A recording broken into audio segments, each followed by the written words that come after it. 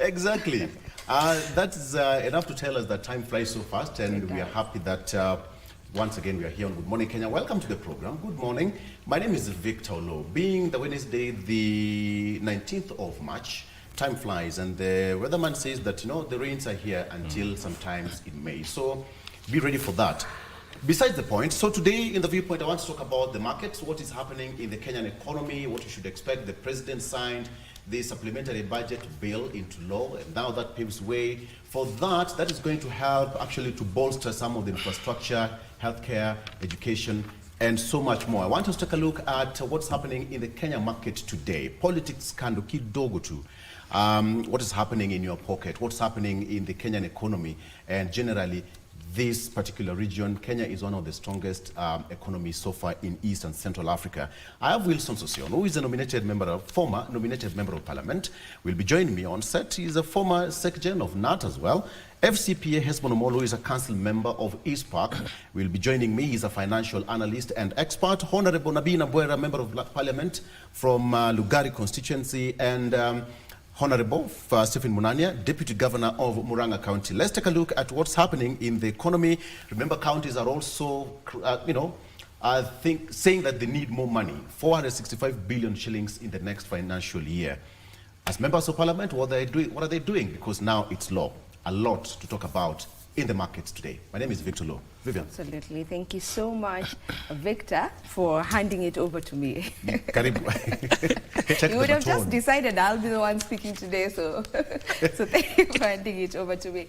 Anyway, a very good morning to each and every one of you who is tuned in on the show this morning. Thank you for joining us, and this is the place to be each and every morning. And today being a Wednesday, I will be having a conversation on women in financial leadership. That will be my conversation on our women at the forefront this morning. And as you can see on your screen, that will be my guest today. Her name is Jane Mbogo. She is the CEO Utafiti Sacco. She'll be here to talk to us all about money and women in that leadership, that is financial leadership. You definitely want to stay tuned for that conversation later on at around 8:30 a.m. Mike, good morning. Good morning, Vivian, and to everyone who is watching Good Morning Kenya. Thank you for tuning in to KBC Channel 1. This is the way to start your day. Later on in the program, I'll be speaking to one lady about the next generation of surveying and how it's contributing to the infrastructure development in the country, land management, and also environmental conservation. Nelly Mbogwa, who is a deputy president of the institution of surveys of Kenya, will be joining me on set to take a deep dive on that topic. So I invite you to tune into this live broadcast. Remember, you can be part of the conversation by tweeting to us or writing to us on our social media platforms. We are at KBC Channel 1 on all our social media platforms. Good morning, Marie. A very good morning to you and to you all joining us from across the country. My name is Marie Ambo, and I'll be bringing you up to speed with all matters news, including business and sports. And also remember, the King and Queen of Netherlands are still in the country, and we'll be bringing you updates on what will be happening today. Yesterday, President William Ruto did actually host the King and Queen to a state banquet. Today, they'll be in Naivasha. Well, they'll be attending an economic forum. All that will be coming, your way. My colleagues will be there to bring up to speed with what will be happening there. So we want to start with our first story, where Meru political and cultural leaders have supported. I beg your pardon, doctors in the country are threatening to withdraw their services starting May the 9th should the government fail to address what they have termed as declining healthcare system and failure by the Ministry of Health to post medical interns. Meanwhile, health workers, including clinicians, UHC staff and laboratory technicians, also joined the doctors in demanding that the government resolves inefficiencies associated with the Social Health Authority platform. And as Joseph Okungu now reports, the Senate has vowed to urgently address the health workers' complaints. For the better part of Tuesday, medics and intern doctors took to the streets of Nairobi in agitation for better working conditions. Led by the Kenya Medical Practitioners and Dentists Union Secretary General Dr. Dav Jetela, the medics marched from Kenyatta National Hospital to Social Health Authority offices in demand for the streamlining of services offered by the health insurance scheme. We have more doctors, the doctor said from Kiambu, who has been having stage 4 lung cancer. This doctor has been faithfully managed by NHIF. But from October, this doctor has been paying out of pocket to get care. We have another doctor again who is currently admitted in ICU in KNH. This doctor was to be discharged for home-based care. But again, we have to do another contributions. So yeah, we keep on wondering, who is SHA covering? That is our biggest concern. Who is it? The health workers who also presented their petition at the Ministry of Health lamented over the delayed posting of intern doctors while threatening to down their tools in May should the matter remain unresolved.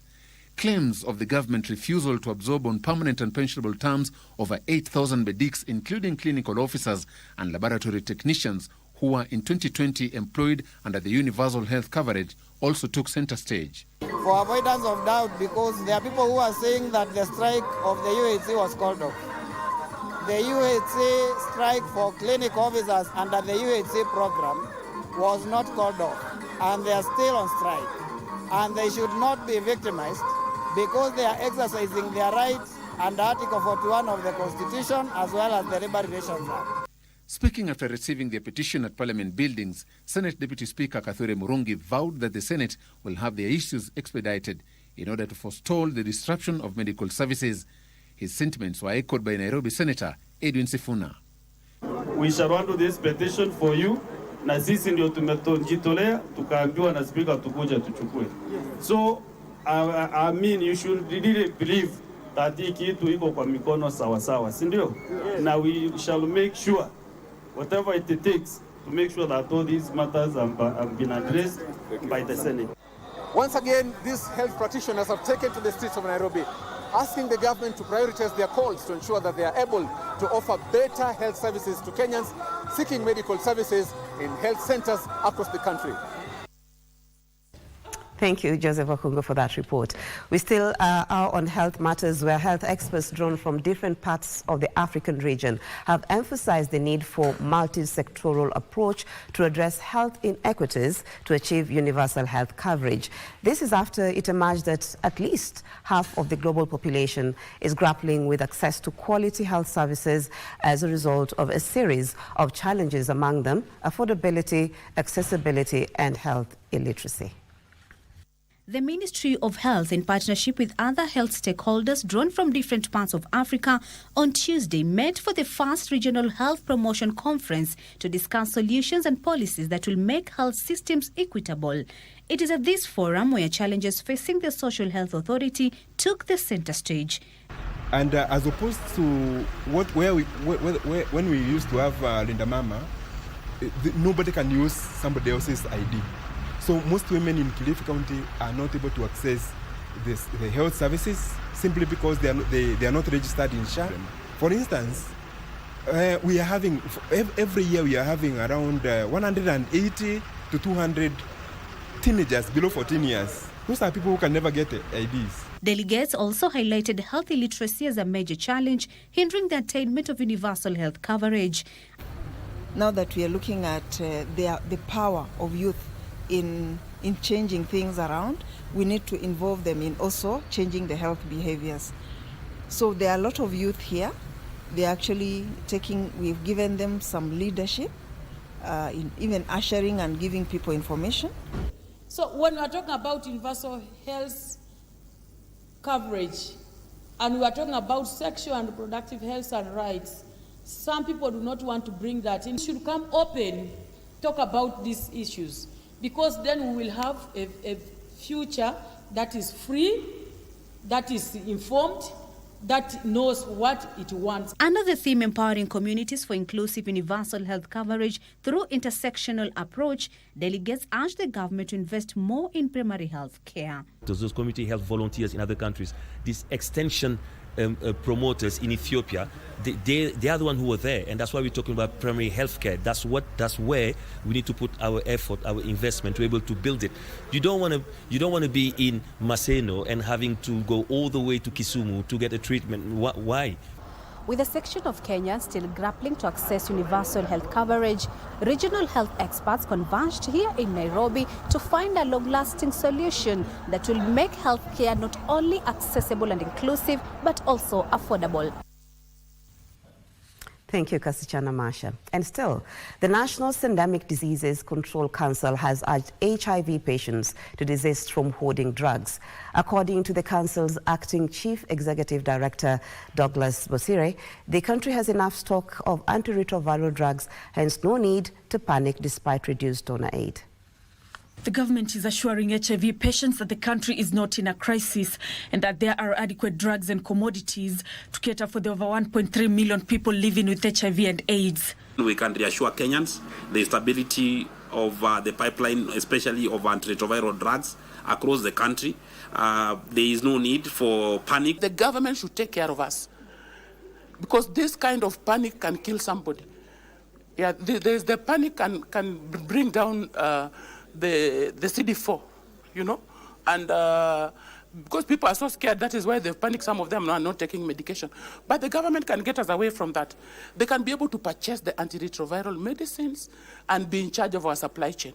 Let the partners do other things. Although HIV patients are being encouraged to visit facilities for medication, they are also being discouraged against hoarding the drugs. There is no need of clients who are on ART treatment moving obnobbing from one facility to another to stockpile, and when you do that also you tend to distort the supply chain, because you'll deplete the stocks that are in one facility before they are refilled. This comes as the National Syndemic Disease Control Council has embarked on community engagement as it seeks to develop the 2025-2030 strategic framework by the end of this financial year. The framework will, among other things, steer Kenya towards its goal of ending AIDS as a public health threat by 2030. It has to have sustainable solutions. It has to be mostly domestically funded. The other ones were previously very donor heavy dependent, and we have seen what has happened with donor dependency. Integration is the only way to go around these issues. We have seen funding being cut down by the donor community, and even when they were there, the funds were still going down. We will have county implementation plans for the endemic diseases, which take into consideration significantly the aspect of sustaining the gains that we have made over the years. Information, Communication and the Digital Economy Cabinet Secretary, that is William Kabogo, has temporarily stopped investment of 9 billion shillings in the modernization of KBC, awaiting reforms. Appearing before the Senate's ICT committee, the CS Kabogo said the government will first clean up ghost workers and address staff redundancy and wastage of resources before pumping money to revamp the corporation. The Cabinet Secretary is optimistic the fruits of the reforms at KBC will be realized within the next 60 days. Plans to invest 9 billion shillings in revamping and modernizing Kenyan Broadcasting Corporation KBC have been put on hold, awaiting reforms. Information, Communication and Digital Economy Cabinet Secretary William Kabogo told senators the state broadcaster was in a mess and pumping money before cleaning up would only lead to more wastage of public funds. We clean up first before we start looking for monies to pump into KBC and Postal Corporation. Of course, Posta has a money-making idea, which we are going through now, and we hope once it's taken to Cabinet and approved, it shall take this corporation out of the situation it is now. But the 9 billion shillings investment aimed at upgrading broadcasting technology, improving infrastructure and expanding service reach. The Cabinet Secretary is confident the fruits of reforms will start being realized within 2 months. KBC is in a total mess, and we are hoping that once we can clean up even the issue of ghost workers, etc., we should be able to restructure it. we are putting in a cabinet memo on how to restructure these two organizations because they may require some executive authority of cabinet. The ICT Ministry has also decried ballooning pending bills occasioned by budgetary cuts in the supplementary budget. Pending bills for the State Department for Broadcasting and Telecommunications stand at 117 billion shillings, out of which 108 billion shillings are owed to KBC for statutory deductions. Kevin Washira reporting. Now to Meru, where political leaders in Meru County, including lawmakers and cultural figures, have declared an end to their long-standing political offensive following the successful removal of Kawira Mwangaza. The leaders, who openly admitted to playing a key role in her ouster, celebrated the swearing-in of Isaac Mutuma as the fourth governor of Meru County, an event that laid bare the intense political battles and rivalries that have defined the region. Give us a minor with more. The impeachment of Kawira Mwangaza and the subsequent inauguration of Isaac Mutuma as the fourth governor of Meru County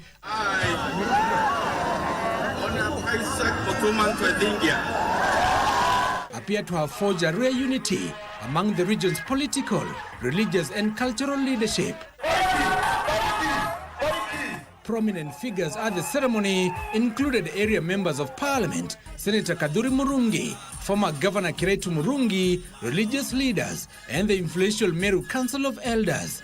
Safari tulianza kitambo. Mwenyezi Mungu ameturudishia maombi yetu. Bwana Yesu asifiwe. In a striking display of triumph, several leaders openly admitted to their involvement in Mwangaza's removal, some even boasting their role in what they termed as a necessary intervention to restore stability in the county. Nilikuwa na organize mambo mengi na wabunge, wamefanya kazi mzuri. Bwana Mboro Abori asante sana, Bwana Dr. Mweti asante sana, Bwana Kere asante sana. Hii vita ilikuwa na watu wengi, wana hewa, wana maji, watu wa vita ardhini na kila mtu. Mama asiwe na wasiwasi, nitamuonyesha bila atafurahi akiwa nyumbani. Eti ya kwamba Mporo mtu wa Burundi alimtoa Munya, akamweka Kireito, akamtoa, akamweka Kawira Mwangaza, akamtoa, na wasaizi nimeleta kijana mpendwa, rafiki yetu namba moja, Bwana Mutuma. Mheshimiwa Rais, kuambia asante sana kwa sababu ulisimama na sisi. The Meru Council of Elders, known as Njuri Ncheke, did not mince their words. Na watu wanapika na kupona mpaka ukapata ngabana. Tunakuomba Bwana Mutuma, kama wazee sisi umezaliwa na mzee Tweligia, alikuwa anaongoza Meru hii. With their mission accomplished, the elders and other leaders announced an end to their political hostilities, declaring that their primary target had been neutralized. Tumefika mwisho ya safari leo. Kila mtu sasa arudi kwa ofisi yake. Mimi narudi Senate kuendelea na kazi yangu. Mutuma, there is time for everything. There was time to fight. I think we have won it. Now it is time to lead. Meanwhile, Governor Isaac Mutuma, in his maiden speech, called for unity and reconciliation.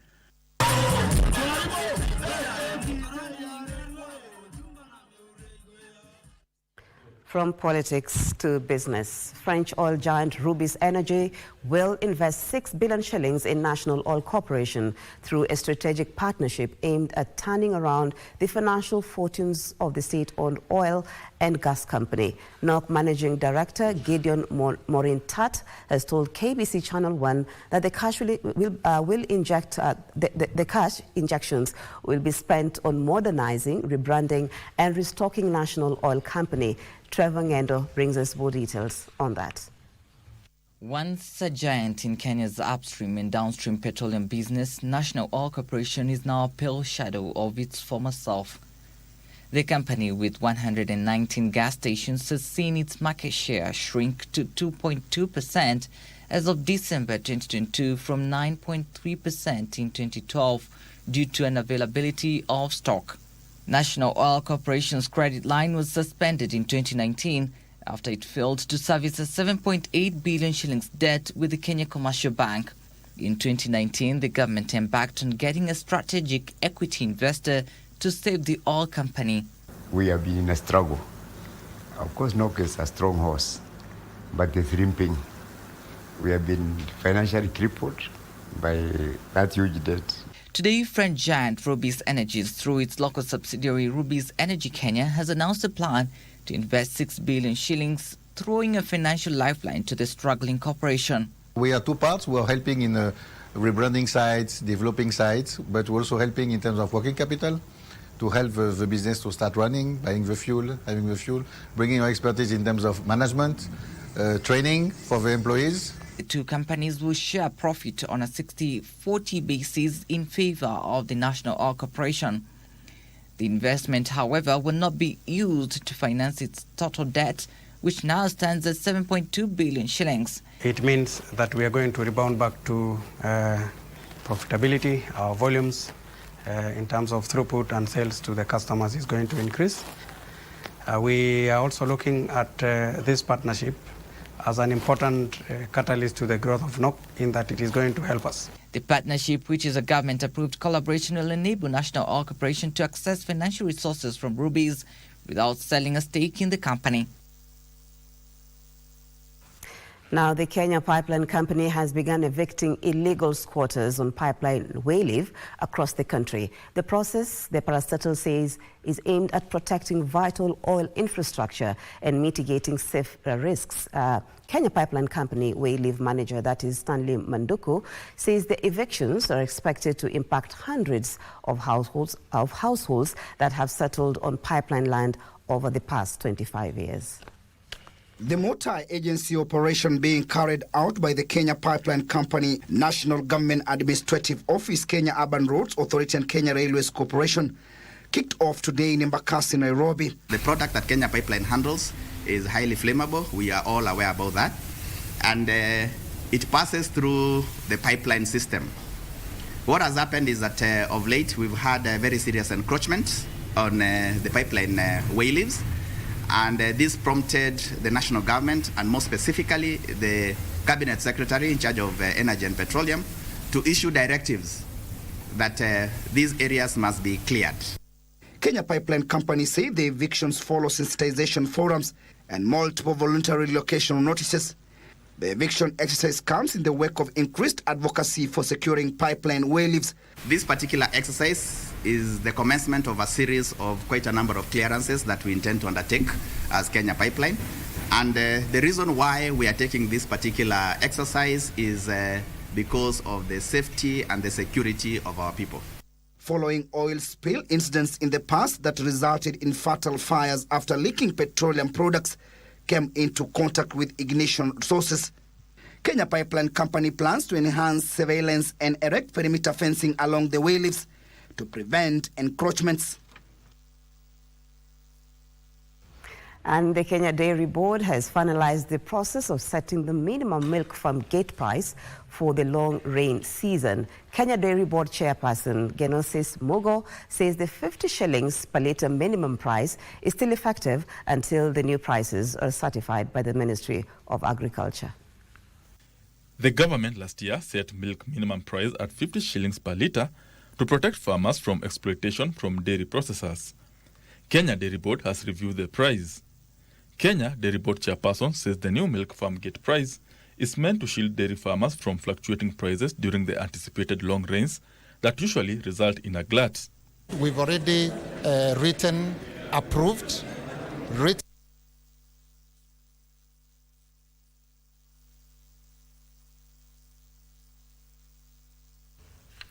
And we look at sports now, where rally driver Evans KBC is eager to represent Kenya in the highly anticipated WRC Safari Rally set to be held between the 20th and 23rd of this month in Naivasha, that is in Nakuru County, after missing last year's edition, Partnered with his longtime navigator, Absalom Aswani, KBC aims to improve on his performance from the 2023 event.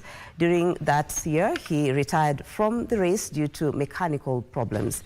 Defending champion Kalle Rovanperä and his co-driver Jone Haltunen have confirmed their participation in the 4-day competition, which will feature top drivers such as Elfyn Evans, Thierry Neuville, or Tanak Takamoto Kasuta and Adrian Fomox. President William Ruto will officially flag off the rally outside the Nairobi county offices before action kicks off at the super special stage in Kasarani. Few gremlins to start with, but it's typical with this lifestyle. So we are used to having problems every once in a while. But yeah, we're testing the car to just make sure everything is in good nick, and we're ready for the event. Well, that's where we bring the news to a close this morning. Thank you so much for taking the time to start your day with us here on Good Morning Kenya. Good Morning Kenya continues with my colleagues, that is Mike Megwi, Vivian Degwa, and also Victor Olo.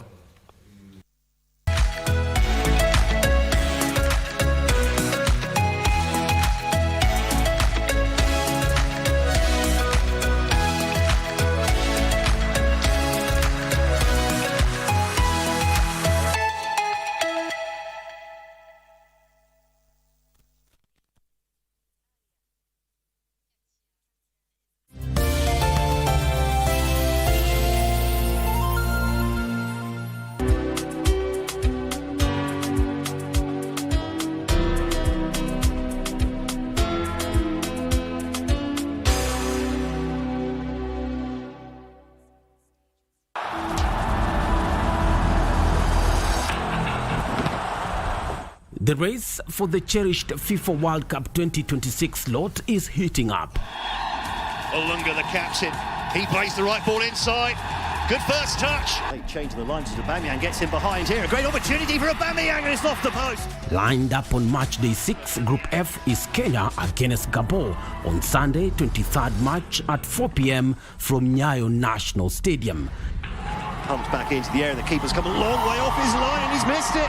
And that's the opener for Kenya. With a new sheriff in town, don't miss this historic Africa qualifier duel live and exclusive on KBC Channel 1, your true sports partner.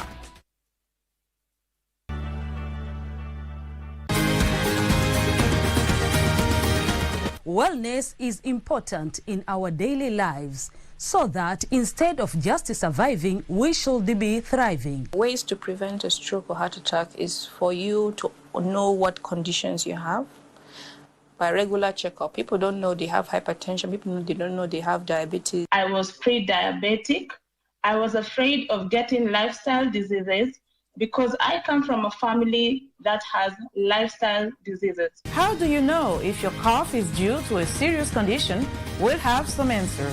Stay well and strive to make every day a healthy day.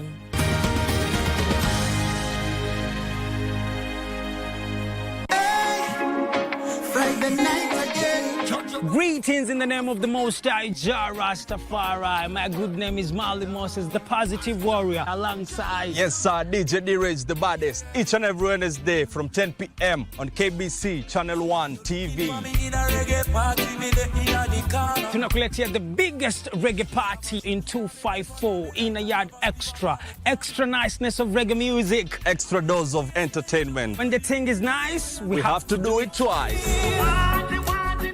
Ziwe juu yake akizidisha juhudi katika ibada katika hii kumi hili la mwisho katika mwezi wa mtukufu wa Ramadhan. Ishhad an-nabii fauka ma kana yashtahidu fi ghayriha, alikuwa akizidisha juhudi ambazo alikuwa hazifanyi katika miezi mingine. Moja katika faida ambazo Waislamu wanaweza pata katika kumi la mwisho la mwezi wa Ramadhan ni kupatikaniwa na usiku wa Lailatul. A'udhu billahi minash shaitanir rajim. Bismillahir rahmanir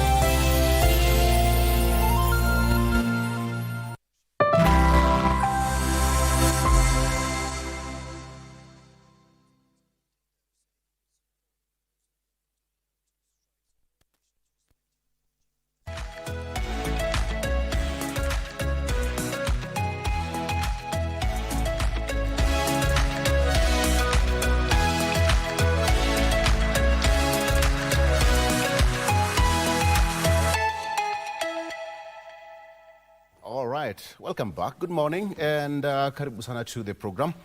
Let's take a look at what's happening in the markets today, being the 19th day of March 2025.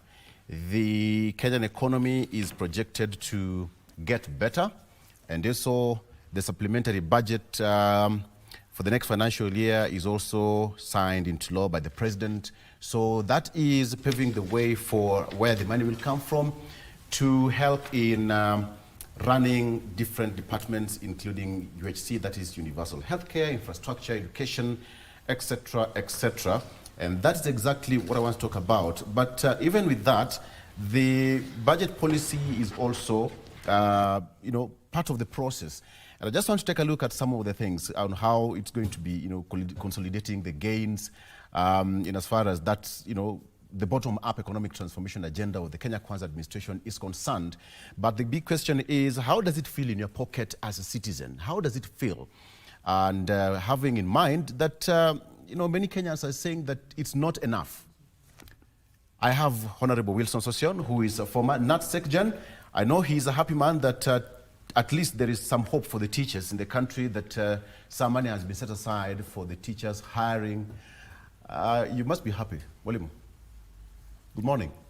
Good morning, Victor. Good to see you. Of course, I have every reason to be happy. Right. Because the money that is availed to finance line programs in education, particularly to hire teachers, speaks to what I fought for over the years in this country with a lot of passion. And I'm happy that now there's a government in place that is extremely responsive to these particular matters. And so the supplementary budget is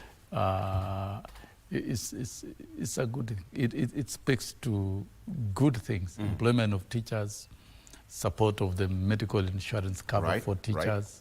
I established it myself after shipping out teachers from NHI to TSC, and generally enhancing financing in various other government programs, because we only don't look at one isolated program. We can deal with education alone. There's health, there's infrastructure, and there are many other areas that also requires a financial breather so that programs can move on, and so that the economy can grow. That is actually how the economy can grow. 18 billion shillings, is that enough? You devote resources. 18 billion shillings? What is enough? Is it okay with you? I think that is what has been projected, and that is what is within the budget of the Teacher Service Commission. But I know it's not enough. We need 116. We needed 116,000 teachers. But if money that is available will cover up to 76,000. So I would say it's not enough. So if the economy can create more money, I will still insist that more money is put to hire more teachers, because when you hire more teachers, it means you avail teachers in every classroom, and therefore you guarantee quality teaching, and you offload households, represented by Mheshimiwa here, from indirect cost of paying salaries for teachers through BOM. So really, you offload the cost of education from households, and you load it fully on government, so that government can fully pay. FCPA, Hesbo Domolo, good morning. Welcome to the program. Good morning, Victor. When we hear Sosiona Mefungua Tarumbeta, just know it's about to go down. When it comes to education, that's it. Karibu sana. Asante sana. The economy, how is Kenya doing? Let me ask you in 30 seconds. I think Kenya is doing relatively well, Yes. given the journey we walked over the last 2 years. I've always reminded Kenyans that the presidency, as it is now, was going to deal with a lot of challenges. Our public debt situation has been very bad over the many years back. Yes. And therefore, still a lot of challenges to be surmounted. But by and large, certain fundamentals are starting to look right, especially when you look at the agricultural sector. Allow me to cut you short. Let me fix the microphone. Apologies for that. I'll come back to you. Apologies for that. Okay. Mheshimiwa, so this bill is finally, Parliament passed it. It's now law. That sets now the ball rolling for the next process. Good morning. Morning to you. Basically for me, supplementary is one of those small things. There are bigger things. Small things in the sense that it's only looking at expenditure in the next 3 months. We are actually left with 3 months. Sometimes people don't understand, and that is where broad-based comes in. There's something Mbadi has done for this country that many people would not have done it. And what is it that Mbadi has done? In the past, we would be dealing with a third supplementary. But he said, look, we have to reorganize the manner in which we do our expenses, the manner in which we do our budgeting, the manner in which we deal with the issues of money, and try to be as realistic as possible. And the issue here he was dealing with, which in quotes he did talk about, was basically to deal with over-ambitious budget and actually deal with the issue of budgeting for corruption. Because if you avail more money than a ministry would spend towards the end of the financial year, what happens, there is appetite for people to spend on unnecessary things, an appetite for people to look for loopholes in the system so that they just get the money out and not productive. So I'm very happy that we are now just dealing with one supplementary to the end of the financial year. Yes. Okay. Of course, the empty seat is for Honorable Stephen Munania, Deputy Governor of Murang'a. He's on the way. He'll be here shortly. So don't mind, he'll be here very quickly. All right, so gentlemen, let me take you through the front page of the local dailies, then we get into the discussion. On the front page of the Daily Nation, this is what I have. Mexican cartel rain drug lab in Kenya. That is on the front page of the Daily Nation. Narcotics production is on the rise in the country, warns U.S. report. That is a damning report. Mexican cartel rain drugs lab in Kenya. What does it say? That a new report by the United States Department of State has revealed that a meth or crystal meth, that is what I'm talking about, production lab linked to dangerous Mexican cartel had been in operation in Namanga until September last year, serving as a major indictment of the country's fight against narcotics, even as international criminal organizations continue to operate in plain sight. That is what's on the front page of the Daily Nation. On the front page, Gashagua's allies told to vacate their offices. It is now on the headlines, you know, one of them being Ndindi Nyoro, who actually addressed the media yesterday saying that he's not the first one to vacate the office and there's no big deal about it. Puzzle as State House deletes then restores tender files on portal.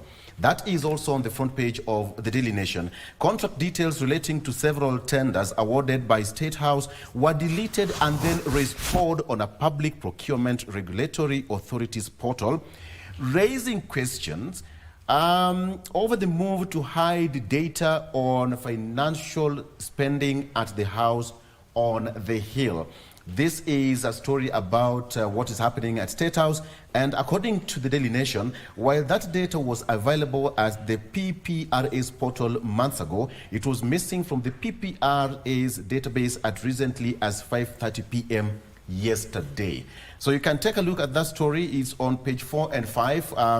In details, you can take a look at that very quickly. On the front page of the Star newspaper, only 4 million people paying for SHA. That is on the front page of the Star. Non-salaried members pay only when sick.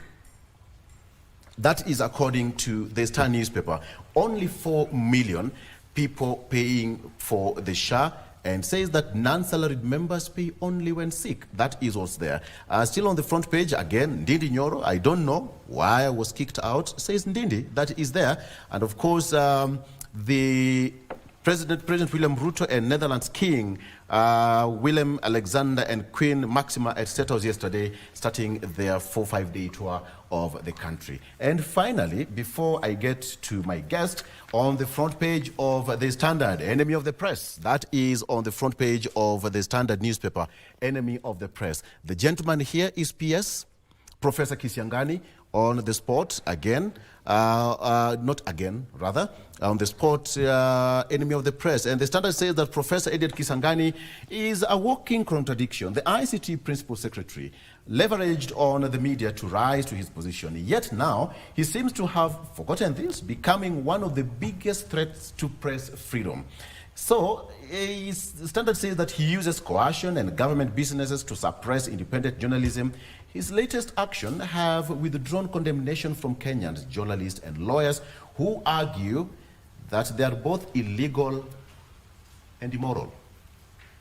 All right. Gentlemen, where do I start? Let me start with the most important one.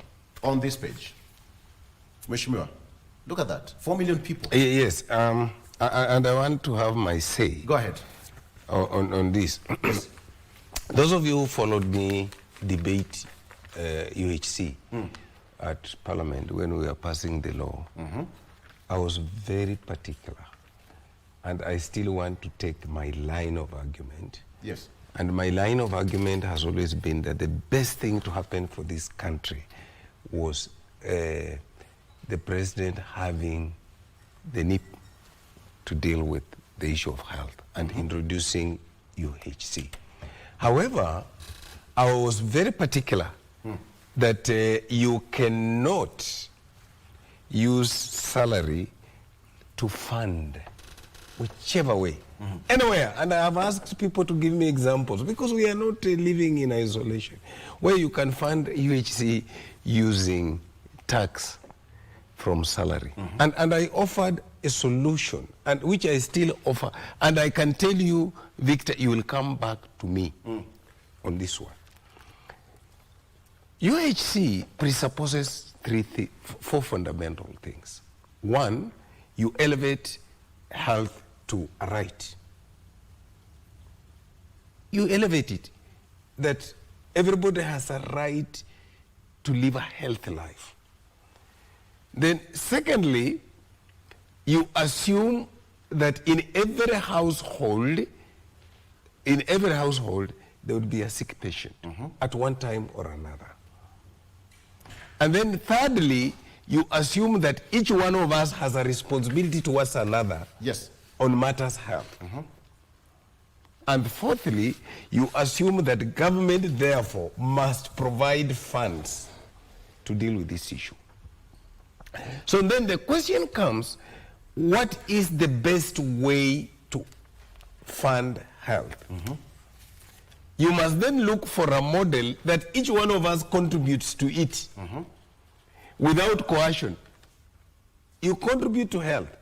Now, in a country where the single economics of a household cannot be determined on a same perimeter, or same medium, you then must be very, very clear.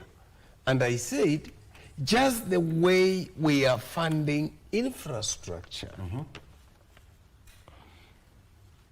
you know, through fuel levy, the easiest way to make every one of us contribute, including the one in the informal sector, was to use fuel levy to fund health tax. Tax. You only need 2 shillings. Health tax. 2 shillings for everybody on fuel levy. And it's doable. It is doable. Universal health is doable. My friend, people should not stop this story of imagining. The issue here is two. One, we are not generating enough money to fund this thing. And this is what people are not telling us. You know, you cannot use 4 million to fund 47 million. 51 million. 4 million people. How will you do it? Even if you took 80% of my salary, 80% of his salary. That is for universal health. The moment you are hit, let me tell you where this thing is hitting us. The moment you are hit with the chronic illnesses in a society where we don't have a proper cancer system, diabetes, blood pressure, and then you have the young generation, requiring money for Linda Mama. You know, you have to provide money for Linda Mama. Yes. Na mtoto, isn't it? We must agree as a country that we need a healthy nation. We must agree as a country that just the way education is as critical, health is as critical. Thank you.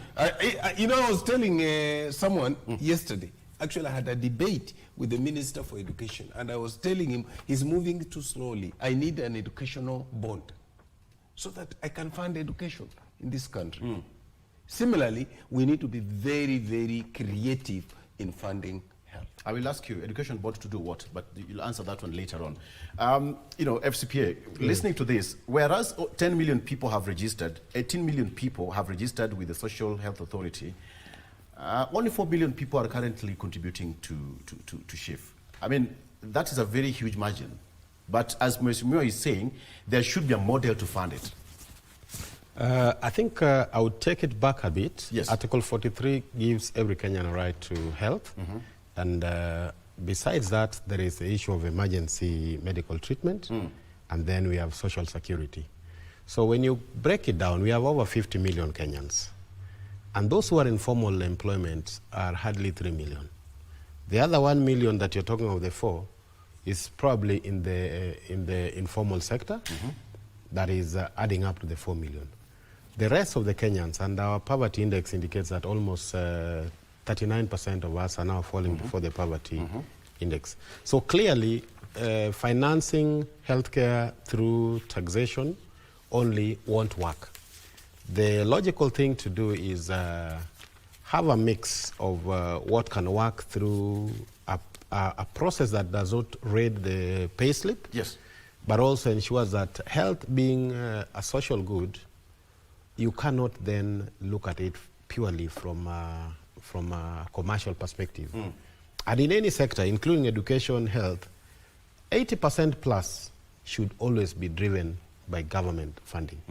Only a small percentage should be in the private hands.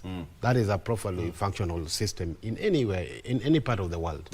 And therefore, whereas there are certain good things around this Social Health Authority Act that has been put in place in terms of ability to deal with chronic cases that were really derailing and sending people to poverty, selling properties before their kinsmen die, which is now sorted very well. But now when it goes to other aspects of the treatment, I think we are lost. There is a very critical aspect of this Social Health Authority, that is the primary health care. Because through that and through the CHPs, you're able to pick out diseases early enough, bring out solutions that then ensure that you're able to have a healthy society. But health does not run on its own. You also realize that 80% of diseases are waterborne. What is the state of water in the country? So a lot of other interconnected things. But the bottom line, as Mheshimiwa Nabi has mentioned, we need to unbundle the cost of providing healthcare in this sham model. See what is it that can be taxed either in a universal manner, so that then we also avoid the kind of anger I'm seeing with Kenyans, that they feel their pay slip is unnecessarily or heavily raided, and therefore disposable income is compromised. At the same time, we are also still dealing with challenges of, in certain occasions, people still seeking help to sort their problems. The two Aishimiwas here know how many times people flock their homes seeking funds towards sorting the healthcare. If you told Mheshimiwa Nabi that we'll now deduct you 30 or 40,000 a month, but your constituents will not come to your doorstep seeking funding for medical services, they'll be very happy to do that. But how practical is it for us to get to that space? So my parting shot on that is that this universal health coverage is a brilliant idea because it's one anchored in the Constitution, but the way in which it's going to be funded, the way it's going to be executed must be rethought so that we are able to deal with all the facets of it. I think on chronic we've got it, but it's too expensive to fund. I have many relatives who are benefiting and they're very happy. But is it sustainable coming from the pocket? The answer is no. So there must be an element of budgetary allocation that directly funds it. I'm happy looking at this supplementary budget. A good chunk of it has gone towards health. 4 billion has gone towards health. Also ensuring that the essential commodities you need in the facilities at the village or at the very low level are able to be provided. And that will also mean that the driver of medical commodities, that is Kenya Medical Supplies Authority, is also facilitated to be able to operate and ensure that even though all the level 2 and 3 hospitals are largely within the county facilities, they're able to access medicines, and even if the payments delay, service is not lost. All right, great. You know, we'll take a look at that, because when you look at some of the biggest winners, education, health, and education and health, getting a bigger chunk of that money. There's no winner there. You know, you are misrepresenting facts. Okay. He has just told you that education required, TS alone, required in excess of 46 billion. We only gave them 18. So we can't say a winner. We have attempted to. Okay. I think I stand guided. Probably you are talking of a half full glass rather than half empty. I stand guided. Thank you, Mheshimiwa. I stand guided. So when you listen to the two gentlemen, and by the way, we talked about SHA around 2 weeks ago here. Yes. At length. Kenyans called, and I think you are here on this particular set. Yes. The disparity. One lady, let's just think about it. One lady from, it was from Oyugis, who said that she went to a hospital in Kadongo and was given only 75 shillings. You remember? And there's a gentleman who called from Lolongo who said the entire bill was paid, 34,000 shillings. So when you look at the disparity, when it comes to you know, the SHA and the contribution and people who are in this system, 18 million people to 4 million. When are we going to close this chapter once and for all? Victor, I am very happy you can continue the conversation on SHA. Yes. And it is good for Kenyans to give their feedback as much as possible, and the leaders also to understand and actively participate in providing solutions. What we need is to get solutions and to make UHC work. Victor, I still state that the road to universal health coverage by Kenya has been very difficult.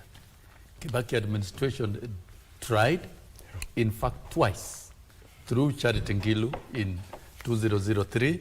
But you know, the idea was workers in government to lose their medical allowances so that it can be used to treat Kenyans. We said actuarially that is impossible. And of course, that was interfering with collective agreements that were signed.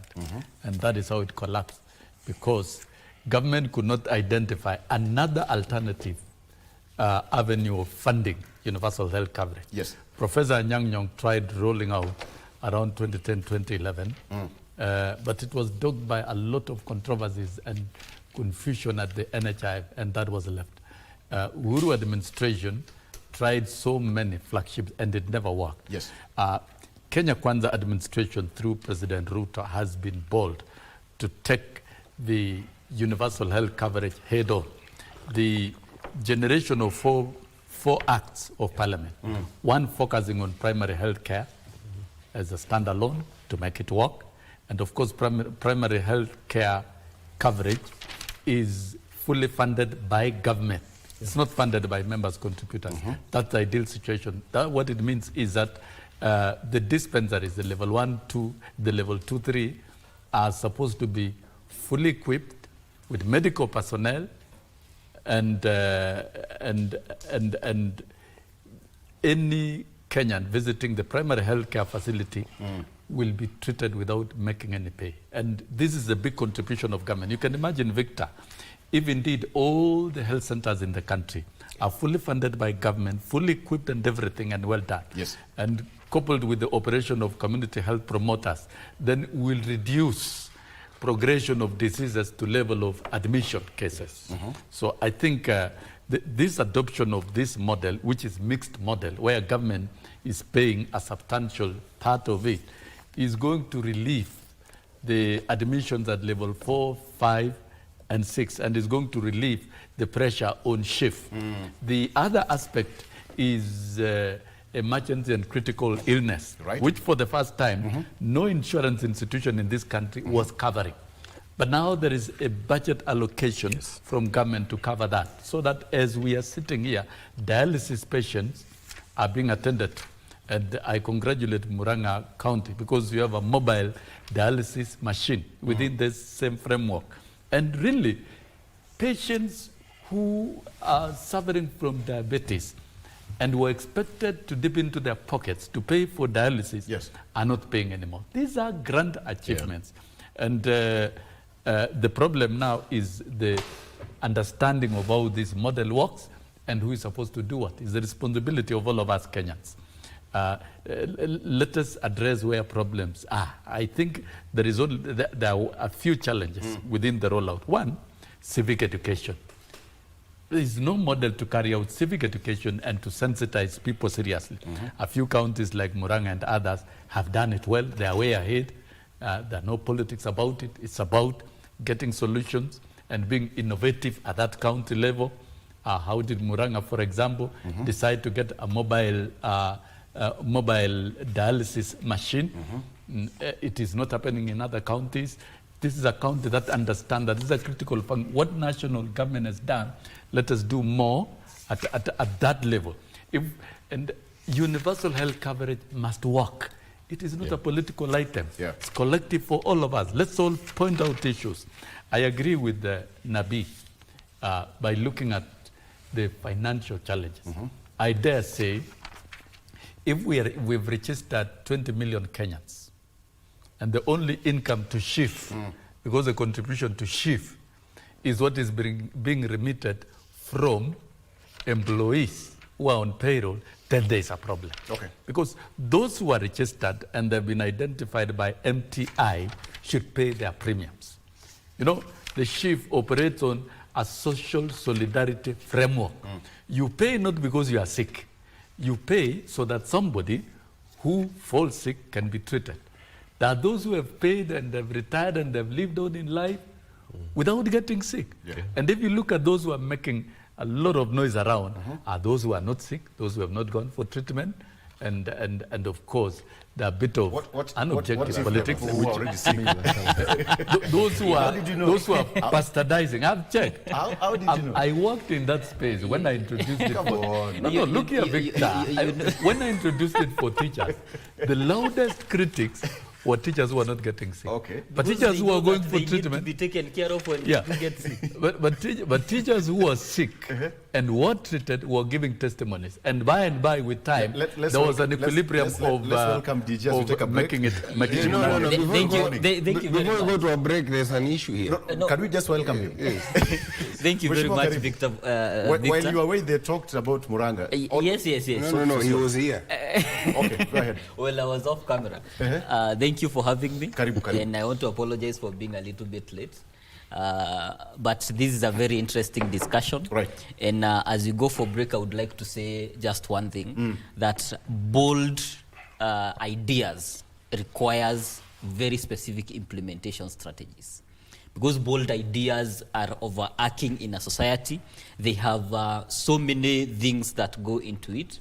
And when the conversation that we are talking about health, whether we are talking about Taifa Care in its all extent, from the primary health care, from the critical illness health insurance, all that concept requires very specific action that is well thought out.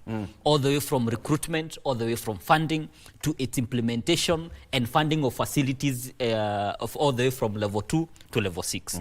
So when you look at those bold action, and I have to say it's the national government has done a very bold action to say that we need social health insurance for everybody. That's fine. It's a very bold actions, but it also needs to be followed by very specific implementation strategies. Because one of the major issue that is right now facing Kenyans is how do we fund the model? Why are right now Kenyans not paying who are outside? If you remember NHIF, when there was a standardized pay, then you knew that this is what I'm supposed to pay, and you used to pay a year in advance. You pay it in its entirety, and you are able to be covered under NHIF. The new funding model clearly indicates that you need to pay as per your income. But the tool to measure that income so that you are able to pay a commensurate amount is not accurate. Thank you. Can I take a break? I hope that we get to come back and have that discussion. Because you will distort my thoughts. I promise you not. We are 4 men here. We'll remind you. No. We'll remind you. All right, let's take a break. And of course, when you look at the supplementary budget, health is also been given a particular amount. We'll be looking at that. 4 billion. Looking at what is happening in the markets today on The Viewpoint. Our numbers will be on later on. That is 0716 103301. 0716 103301. Let's take a break. We'll be right back with more. Stay with us.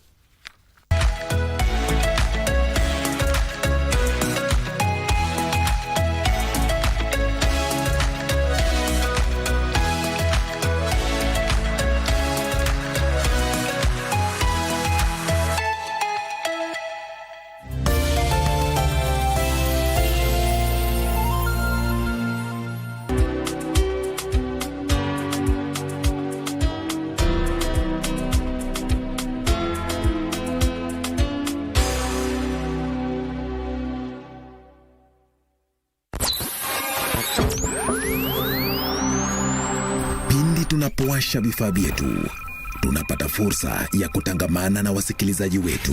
Karibu sana thĩinĩ wa tabarĩra ya Rwiga. Tunapeperusha utangazaji uliobobea katika habari, nĩ ũndũ wa macio na mangĩ maingĩ, burudani, nĩ harĩa tũkoragwo tũkĩigua nyĩmbo mwaki nyĩmbo hot, na hamasisho la kiroho. Usiachwe nyuma. Jiunge nasi kwa safari ya kufana katika 99.5 FM. Shoro FM.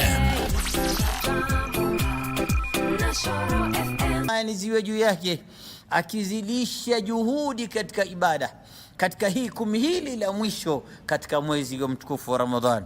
Ishhada nabii fauka ma kana yashtahidu fi ghayriha, alikuwa akizidisha juhudi ambazo alikuwa hazifanyi katika miezi mingine. Moja katika faida ambazo Waislamu wanaweza pata katika kumi la mwisho la mwezi wa Ramadhan ni kupatikaniwa na usiku wa Lailatul. A'udhu billahi minash shaitanir rajim. Bismillahir rahmanir rahim. The race for the cherished FIFA World Cup 2026 lot is heating up. Olunga, the captain, he plays the right ball inside.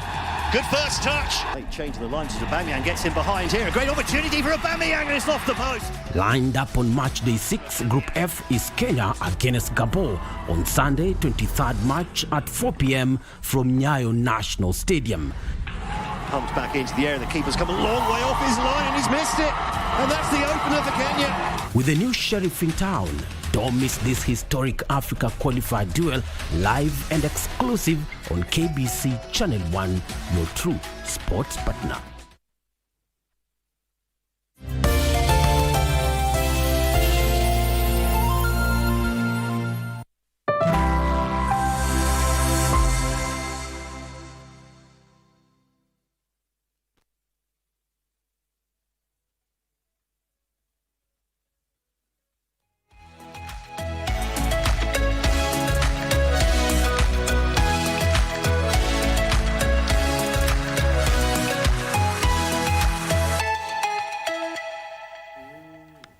Welcome back.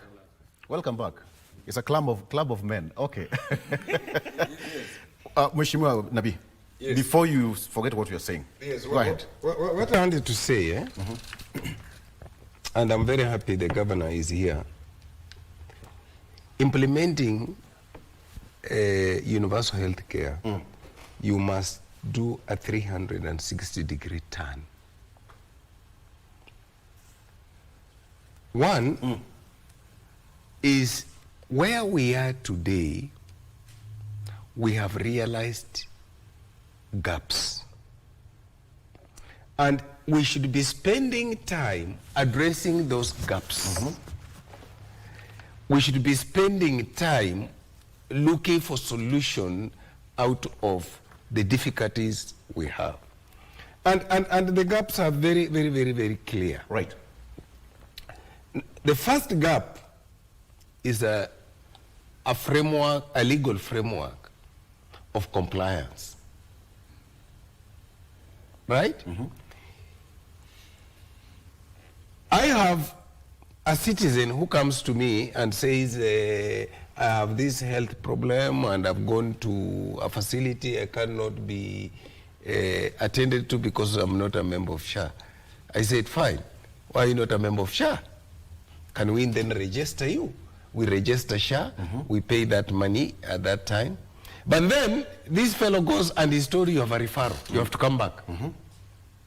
We have attended to you today, but you have to come back for another 2-3 sessions. As he goes back, he's told the allocation you have is exhausted. We are stuck. What is the point here I'm trying to say? There is one fundamental issue we did not address when we are starting SHA, which we must find a way to fill that gap. Omolo here will tell you, like a pension scheme, when you are starting, you must be very clear on your actuarial value, what we call the best money. Unfortunately for us, we started implementing SHA without having that pool of funds. And that's why Maranga beats everybody else. They had to think through. Now, how do we make sure that we don't exhaust the pool of funds we have so that SHA does not fade? Now that we got ourselves into that quagmire, we need to look at our actuarial valuation for this insurance scheme and determine what did we need that we did not have and how do we meet that gap. That's number one. Number two is the question I told you, that please, we are looking at the end, and that's why it's very expensive. We are looking at the end, that have gotten ill.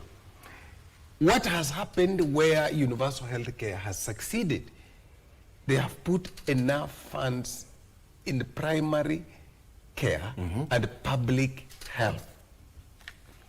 You have very few cases that end up in 1, admission, 2, level 5, and level 6, which is the guzzler of money, right?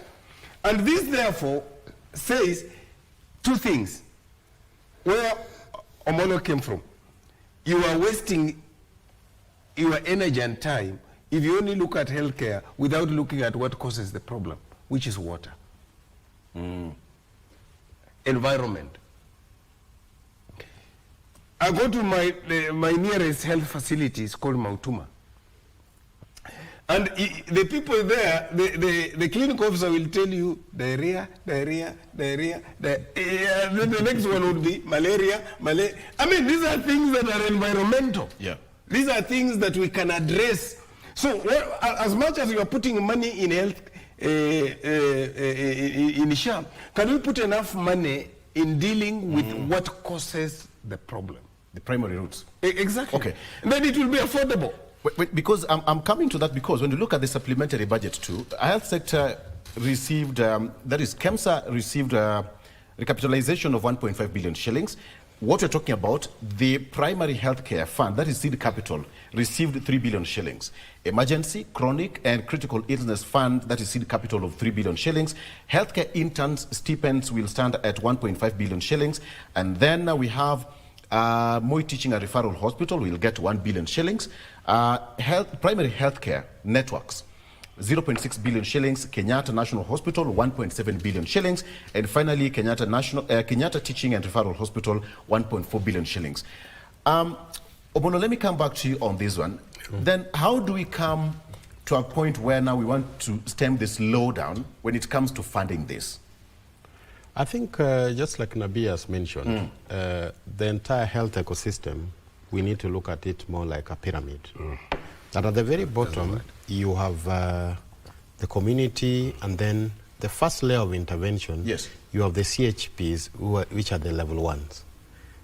And we have enough number, about 106,000 of them. And if you look at the kind of data they've been able to generate, in terms of people who have been tested for diabetes, people who have been tested for hypertension, people who have been tested for the related malaria, deaths, child mortality, the data is massive.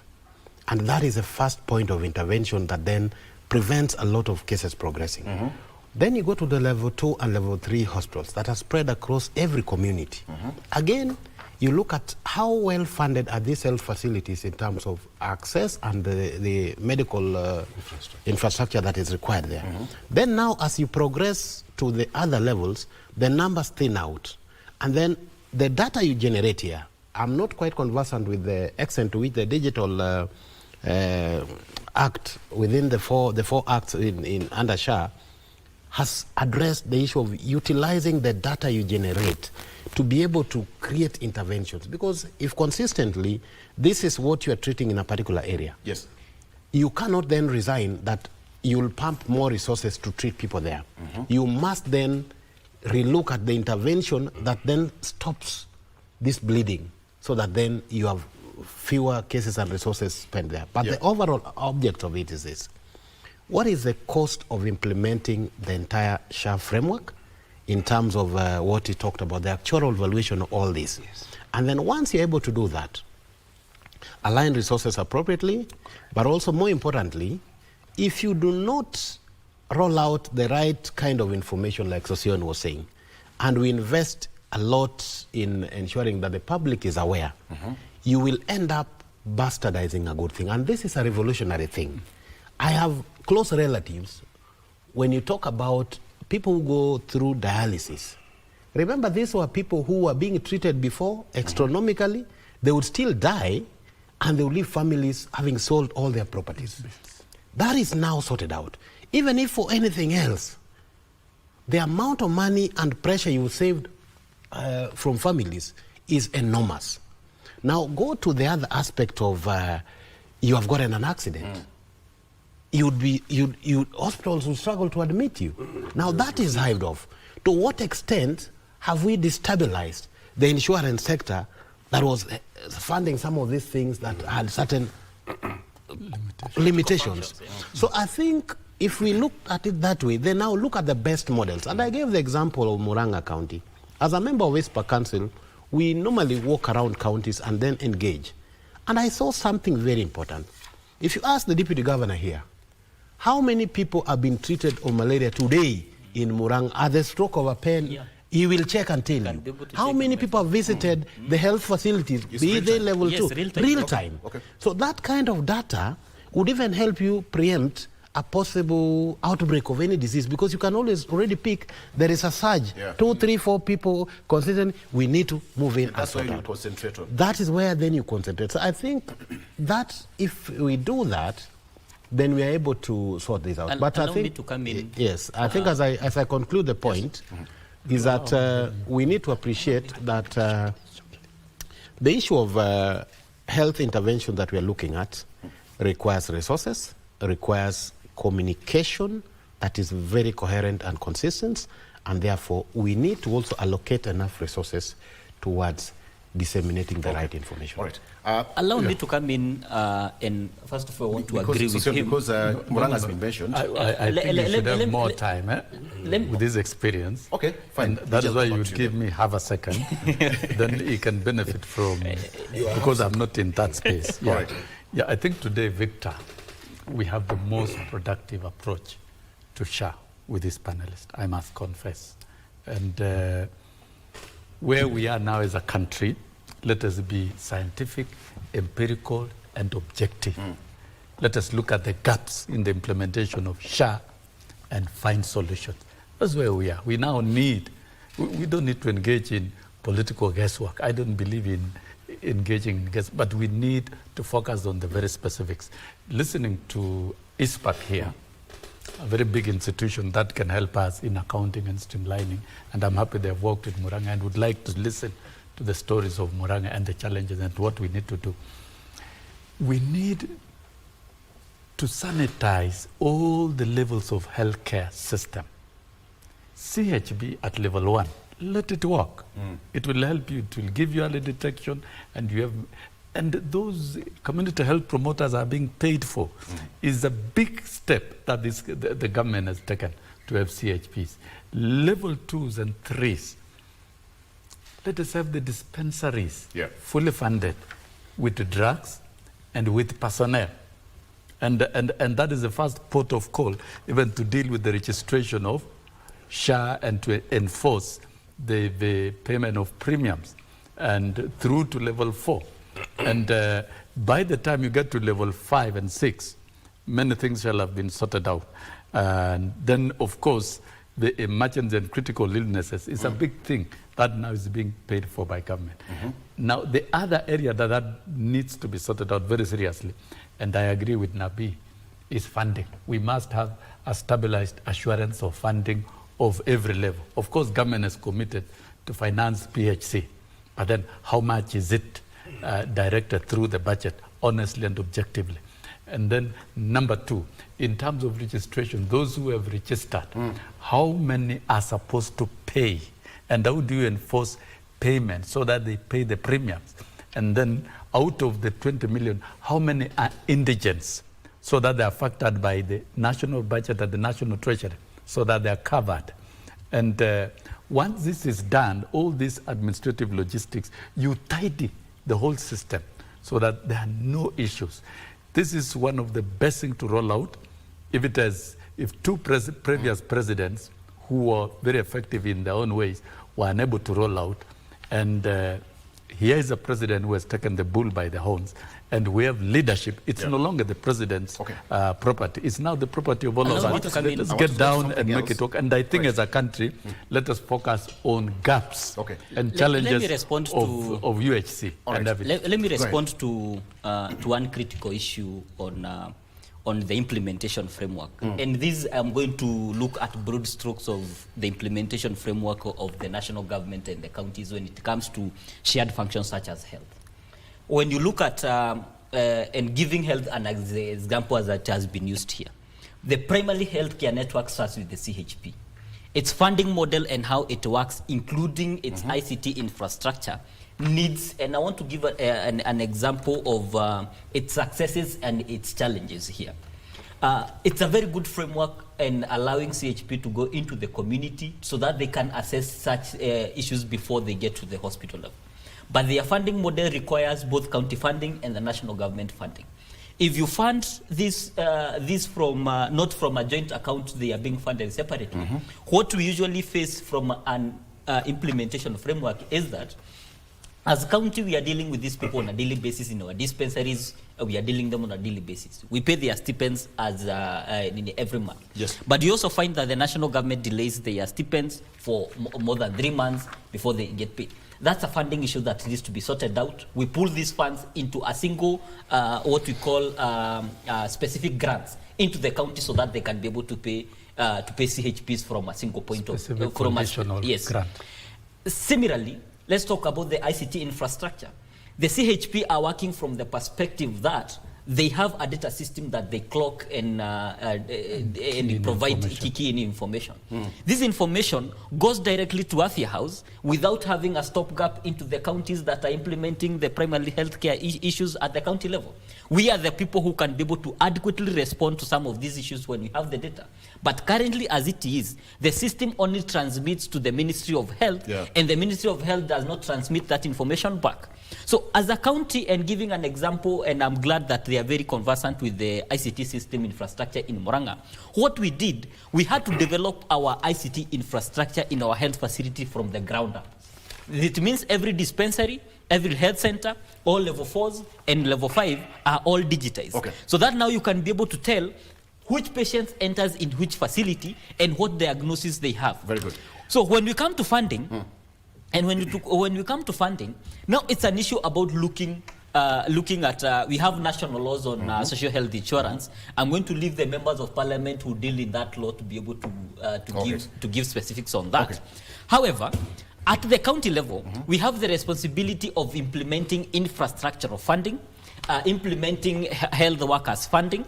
And when you look at certain issues, for example, in terms of infrastructure, in Murang'a we have had to be very innovative to look at the private sector as our partners so that we can be able to get the necessary infrastructure we have. And that's the case where Sosion was talking about our mobile dialysis clinic. It came from having a direct partnership with organizations such as Benacare that utilized a study that was conducted by a university PhD student of JKU Art, together with our doctors in Murang'a level 5, a study of renal diseases in Murang'a. We utilized that data to underscore the challenge of dialysis and the challenge of blood sugar in Murang'a County so that we are able to give specific interventions. And one of those interventions were First, we have to increase the capacity of the already existing renal unit in Moranga level 5. It had 5 machines. We increased it by another 8 machines. Now it has 13 machines. Because dialysis is a closed loop. The only way to get a seat or to get a seat in that machine, it's either a person gets a transplant, a person passes on, or even a person goes to another facility. So it's a closed loop, anywhere how you want to look at it. So in order for you to create a space for any other patient, you have to add a bed. And that was the first intervention. The second intervention was to be able to bring in a partner who understood this concept. Yeah. So we set up a second dialysis center using the same partner. Okay. So when now we wanted now to cover the entire county, we had to be innovative to be able to bring a mobile dialysis unit that is composed of 4 beds. It has all nurses, and it now moves in 3 facilities. That means you, in extension, have moved into 3 facilities without creating... You can lend us that brain from JQuat to help us. That's a brain we need to have around. Gentlemen, I want us to get into this. And before I get to that, allow me to ask you, what is the general state of economy currently? Let's talk money today. From that. I tied universal healthcare because it's gained some money from the supplementary budget too. And now what we are having right now is the economy, the funding. What is the state of the economy? Can we take a call, Director? Okay. So what is the state of the economy? I think the state of the economy is such that we are a little bit on a rebound. Our inflation rate has come down from 9.2 about a year ago to about 3.5 today. And then we've also had a drop in exchange rate from over 160 to now 129. These are very good indicators. Other than that, we've also had our foreign exchange reserve growing to about 5-month cover. That is about $10 billion US. So it means if you have importation, we don't have a problem because we can cover 5 months of imports. Then we've also had our fiscal deficit slowing down to about 5.2%. I'm yet to see what the supplementary budget may do to that, because that means additional budgetary allocation. So generally, what I'm trying to say is that there are signals that we are in the right trajectory. If you go to a bank today, the interest rate have dropped by 2 percentage points. Our CBR rate with central bank has also been dropped to about 10.75%. So those generally look good. The agricultural sector has indicators in sugar sector, in tea, and coffee exports, all looking good. But now when you come to the MSME sector, so many Kenyans are still falling under the poverty line. And it is clear that circulation of money in the economy is coming out as a challenge. One of the things that is building up that is that national government entities owe the private citizens who do business with it over 600 billion in terms of what is unpaid bills. And then counties owe about 200 billion. So that is close to a trillion of public funds of ordinary Kenyans doing business with government that is not yet been settled. And I think that explains why you see certain good indicators, but people say we can't see money in the pocket. So I think that speaks to something that the government needs to think about, even if it means getting a single bullet funding to unlock and unchoke the economy by releasing that money to the private sector, the business players, so that those who are facing foreclosures or bank recalls are able to address their challenges, and our tax revenues probably will start going up. Already Kenyans are calling. Can I cut you short? That's okay. A gentleman called Samuel from Nyandara. Samuel, good morning. But we have not said anything on the economy. Hello? Okay. All right. Let's just put it at that point slightly. But Mheshimiwa, coming back to you, Parliament played a key role. Of course, it had to go back to Parliament, and you approved it. And right now we are having. But what are some of the key economic sectors? You know, the trends. Talk about agriculture, tourism, GDP growth, and trade, etc., etc. What are we looking at? He's talked about funding, which is most important. The budget is here, but the source of that money, where it's going to come from, is not the big issue. I think where we are today, in terms of the supplementary budget, we have been tried to be as realistic as possible, trying to cut out the excess fat so that we cut our jacket according to our size.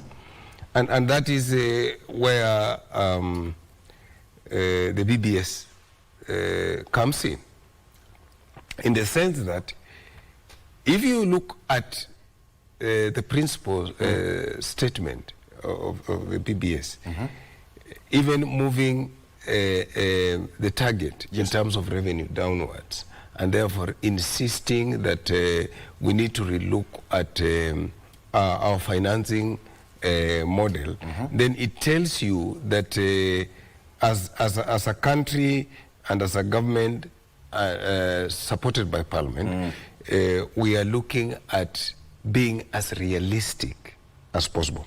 But then there's something Molo has said.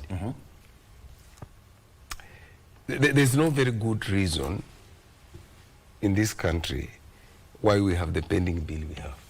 And I'll go to... There's no reason why we have pending bills?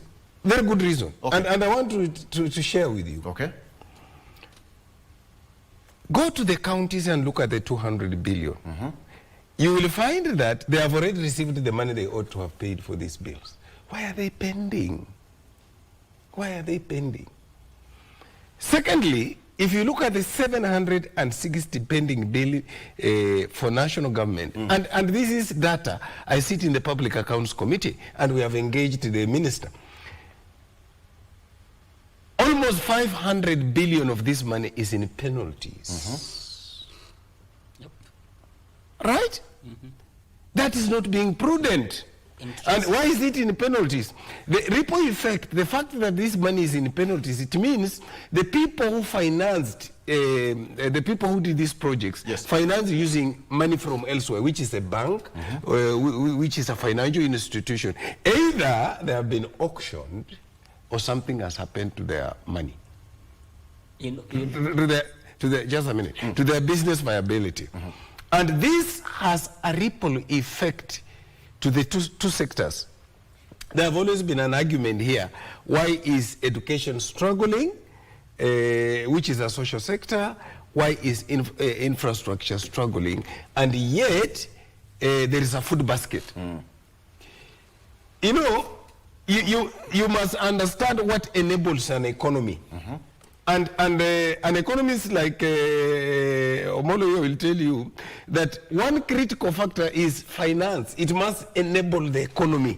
Even if you have food and you don't have money to do other sector functions, then you just will struggle with the economy. Allow me to come in from a practical perspective as a village leader. No, Mheshimiwa here is a national leader. For me, I'm a village leader there at the county. So I cannot speak to the national context, but I can be able to speak a little bit about the practicality about the status of economy as we experience it as the county. And I want to come in from the very perspective, from the food basket. Because our economy in this country... I believe your contribution is more representative. Yes. Okay. The conversation of the economy in the country surrounds the food baskets. Because we deal in food production, we deal in food sales, whether the economy in Nairobi here, Wakulima market, which does millions, hundreds of millions in sales of food. It's dealing with food that comes from the villages such as ours there in Moranga and across the country.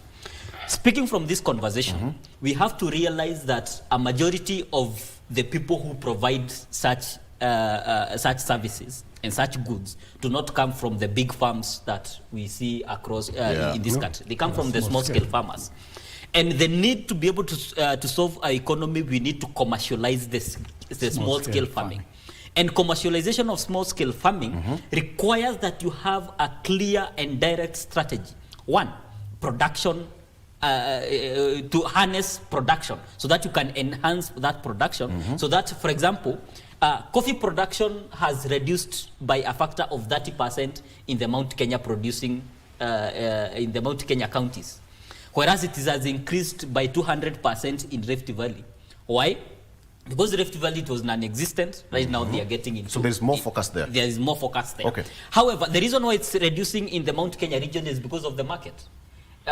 Because the market, when you have a market that is reducing, you get a challenge in primary production. look at tea similarly. The challenges we are having with Sudan is going to reduce our sales in tea by a factor of 30%.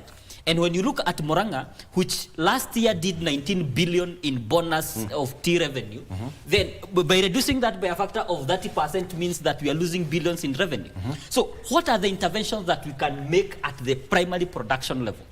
In Murang'a, we have two programs that I would like to highlight that provides that intervention. Number one, commercialization.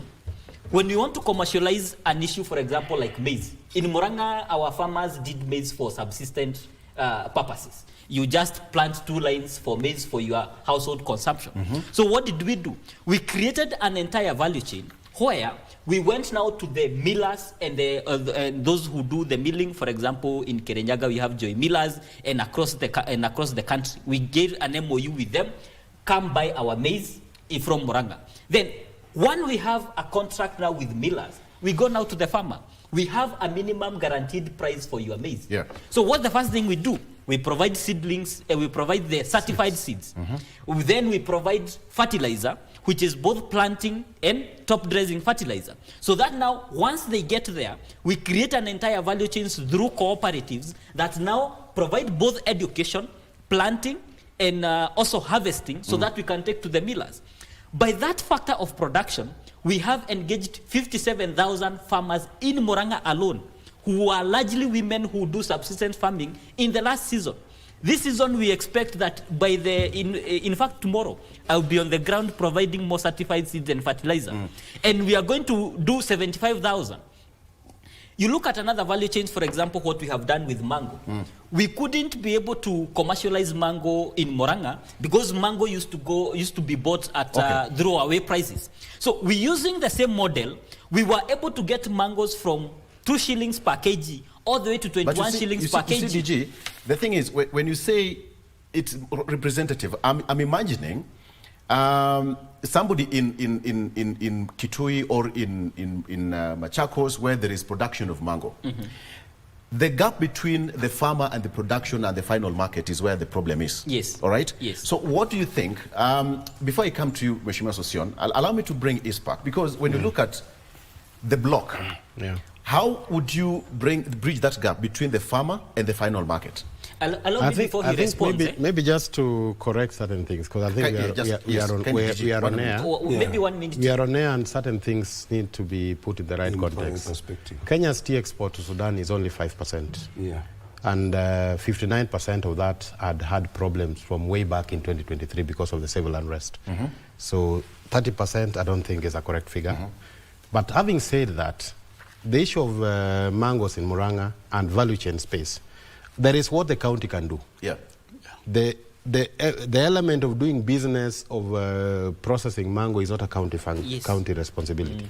Enable the private sector to thrive, discuss and agree on guaranteed minimum pricing, organize your farmers and people in groups so that you're able to mobilize and mop up, and then you'll be able to access that. And I think you've done that in Murang'a with KBC. That is the model I would advise any county government to be able to do, so that we support farmers around that space. But I think the more important thing, when it comes to the agricultural sector, generally, fertilizer or inputs are key components. Subsidies around that space unlocks that space. That is very important. So let that not be lost. The other issue that we should not lose around issues of agriculture is that there are certain silent drivers that would make access to markets a challenge or otherwise. The issue of road infrastructure, that is very, very important. So those things need to be addressed, so that then the farmer is enabled to be able to produce. So when you look at, I just want to create a because correction. you sit in PSC. Yes. I'll come back to you. Let me get from Sosion. When you look at the short term, some of the slowdowns, all right? Kenya will depend mostly on agriculture, all right? And at this particular point, I'm trying to look at some of the various factors, such as tighter microeconomics in this. How do we iron it out so that at the end of the day, it contributes to the general GDP of the country? Yes, I like the trajectory that we are looking at economic recovery by looking at agriculture, which is pillar number 1 of our administration and the government. And Kenya is an agro-based economy. That's a fact. Our economy relies on agriculture, whether large scale or small scale.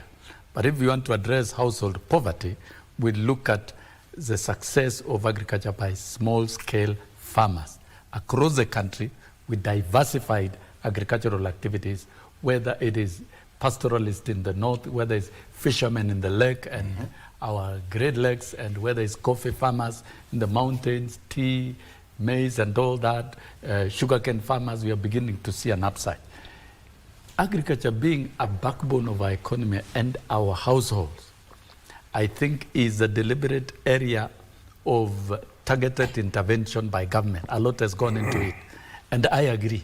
If we can get a model where fertilizers will eventually be free to farmers, where seeds will be free to farmers, then the small-scale farmers will be happy to put in more efforts and produce their goods. Now, we've succeeded in the first tier of triggering production. Now, after we produce excess, what next? Okay. Then the aggregation and processing comes in. That is where, when Governor talks of Amila in Kirinyaga and signing an agreement with Muranga, you can see what the county government of Muranga has done in applying their mind, their resources, and their technical expertise to solve the problem of farmers. Once farmers produce their goods, you should be able to take up and process their goods and take them to the market. And I dare say at this point, it is time we audit ourselves to the extent of how we have implemented the Constitution. Agriculture is a devolved function, and counties need more funding for devolution. What is it that they're doing to work with the farmers in the most economical way to incentivize farmers and to assist farmers get income from the goods they are producing? Then very lastly, both at the county and at the national level, are we able to work on a guarantee of marketing of all agricultural products? That is, if we are able to produce and then we can process them and value add, then we can as well work on the marketing as well, because any agro-based activities that does not involve processing and marketing is zero work. And this is not going to be an event of a day. It's going to be a process. Intervention of one financial year, like Muranga you have done, you'll see your gaps this year, you'll see what to invest next year. So I think for us to transform our economy, we must be very deliberate. Okay. What is it that counties can do? What is it that national government can do? And in terms of the economy, because I don't want to look at the shilling that is stabilized and other things and the figures of KNBS, the macroeconomic stabilization and growth, which determines the micro. Our economy is potential now to grow to very productive level. But when you look at households, Victor, if you are able to fully finance health for every household, so that the household pays zero, if you are able to finance quality education for all households, so that the households can pay zero, and then you are able to support the household to engage in agro-based activities that they can earn income, then do you think that is a significant route of eliminating poverty? I think as a country, for once, let us focus on the development pillars and ensure it is not just trial to deliver, but it is delivered. Let me bring Mheshimiwa. You sit in the PSC. What are some of the indicators? Hesbon said that there is a potential sign of growth, the next general economic growth. But what is the projection from PSC? I can tell you for sure. Go ahead. Omolo is right. In fact, at the macro level, we are doing much, much better than the micro level. And this is because we have been able to save over 1 trillion shillings in terms of debt payment because of the strong shilling, and that's a good sign. The other issue, which is critical, is from where we sit, is investment attraction, and that is where I think Sosioni is coming from. Yes. That even if we are showing potential, how are we maximizing this potential in terms of improving the quality of life? And for me, to improve the quality of life at basic level, there are two things. You are able to afford education, you are able to afford a meal. 3 meals a day. And you will agree with me that if you listen to Muranga, there's only two things here. You have a leadership that is applying its mind to what it needs to do as given to them by the Constitution. That's number one. Number two, you have a leadership that understands that when you are in a public office, your decisions must be for common good. And therefore, they protect the resources of in that county. I mean, Muranga is not getting excess money from any other counties in terms of shareable revenue. It is getting the same amount, and if not less. Okay? But they have decided that we want to make decisions that are for common good. And that is what we are lacking. In all this debate of the economy, it is about prudence. It is about fidelity to the Constitution. And I will tell you, if we were to save, and I've insisted on this, that sitting in Public Accounts Committee, you only need, you will get 400 billion shillings easily from closing tabs of corruption. The money I need in the education sector, if all of us were to be prudent, I'll get it from just that. In the current budget. And it will employ all. Let me give a comment on... okay, because I have 7 minutes, gentlemen, but the question is, what is the Wanjiku's pocket? Yes. I mean, because all of these discussions about Wanjiku, you and I, and that person out there watching. So what is in Wanjiku's pocket? Is there weight? Is Wanjiku feeling it a bit better? I mean, comme si comme ça, where are we? I think from where I sit, there are certain values that maybe we need to increase. Because Wanjiko currently is feeling the blunt of the economy. Because like Mheshimiwa here has said, that we are doing very good in the macroeconomic sense, but within the microeconomic sense, certain issues are amiss. Because when you look at, let's say, the payslip, it has shrunk in majority of the people who are within employment.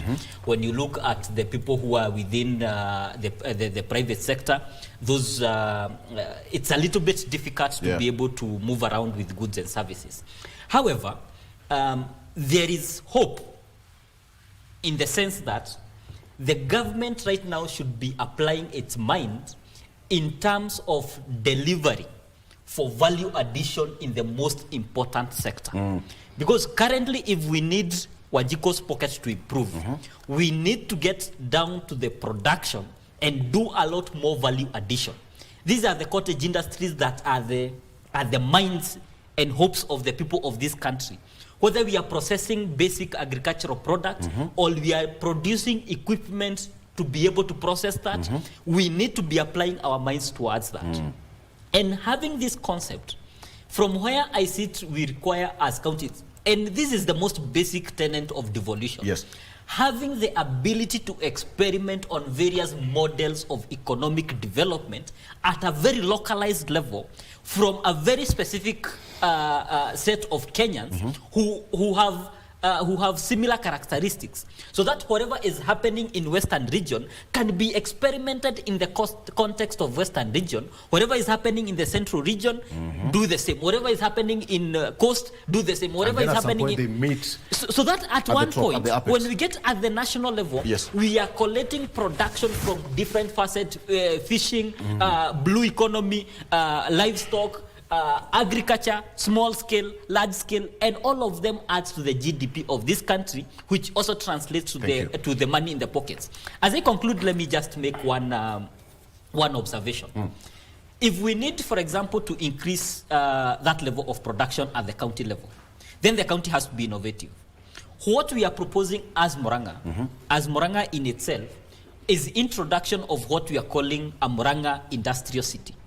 This is specific on agro-processing and value addition. And we are applying the very few acres of land that we have, 1,500 acres, to establish a Murang'a Industrial City for agro-processing alone. So that now there you have a commodities market, you have areas of SME parks that can experiment with cottage industry, where you can have manufacturers come and do value addition, so that the products that come from Murang'a can be value added and go all the way towards the market. When you look at Lugari, for example, he's mentioned something quite fundamental, that you go every region. You know, the western side of Kenya, you know, we have got the lake region, we go to the northern part of Kenya, we have got different regions producing different things. What is your take on Wanjiku's pocket, so that at the end of the day... I agree with the governor here. Yes. Up to where we are, they are still having pain in terms of meeting their day-to-day requirements. And basically, it's from two reasons. Many of the people in the rural areas are supported by people in the employment sector. And the moment there is a hit on the salaried people, it has a ripple effect. That's number one. Number two, for people of Lugari, the most commercial product there was sugarcane. And thanks be to this government that we are able to sort out the sugar issue with the Sugar Act. We are yet now to see its effect in terms of earnings per household, because that is where we are. At the macro level, we have produced enough sugarcane, all right? Now, with the law, we are now working on the pricing index. Once we get the pricing index, then we'll see the reflection. But there is a more important and fundamental issue which I want to associate myself with, that the drivers of production, which is the county government, requires to do much more. And this is, we have other products like the northern part of Kakamega, which is Malava, Lugari, and Likuyani, produces a lot of maize. In fact, the farmers, after this fertilizer subsidy, they produced more maize. But their problem was the pricing was a discouraging factor. Because of the middlemen? Yes. Okay. Now, and this is an issue that I've always said, we have to invest more in the cooperative movement, so that farmers are organized under a cooperative system, and that cooperative system should be able to do what he's talking about. Yes. They should be able to do aggregation, they should be able to do marketing, they should be able to do value addition. All right. Okay. Allow us to do this, because my director is on my neck. Ispak. Tell him we invited us. We didn't invite ourselves here. Isn't it? Yeah. Allow us to do this. And today you invited the best. Yes. So you love trouble. I'll be in trouble. Let's listen to Ispak, because when you listen to this gentleman here, there is a common denominator: production, production, production, production. So, can Wanjiku take care of this? And what is the government's input? I think the government has a big role in spurring production. The aggregation zones that we are talking about, organization of that is largely in the hands of government, both national and county. But allow me to just probably bring this to perspective. If you don't organize a leadership at the county and national level, you expose a common man. We talked about pending bills at county level. That pending bill, as much as Mheshimiwa Nabi says it's they have the money, the reality is the biggest driver of pending bills in counties is overestimation of own source revenue. Once you overestimate that, you create a hole that you will never fix. And even then, in of the course, national government. Abuse of that at county level. Okay. Then when it comes to audit reports, that's issue of accountability and corruption. Over 940 audit reports in the country since devolution began, only 8 are clean. What does it tell you? People are not accountable for resources. At national government level, the National Treasury was to roll out e-procurement. That has been pushed back. So these things, if we address them, we have issues around guaranteed minimum returns for farmers. If that can be buttressed, I think we could see a lot of changes in our country. Now, as I end, probably is to also note that the vulnerable amongst us in society, and I'm glad we now have over 1.2 million people under the social protection, up from 700,000. That speaks to looking at the bottom line, because poverty is hurting at the very bottom, and therefore there's need for us to target especially the aged and vulnerable. Thank you. Gentlemen, you know, from where I come from, they say, "Meet Karumo." That's a French. It's always sweet when it's ending. Maybe the... Wilson Sossion, today, I'm not giving you a closing remark. You're a gentleman. Thank you so much, gentlemen. Maybe... you mean we have ended the show just like that? You see that?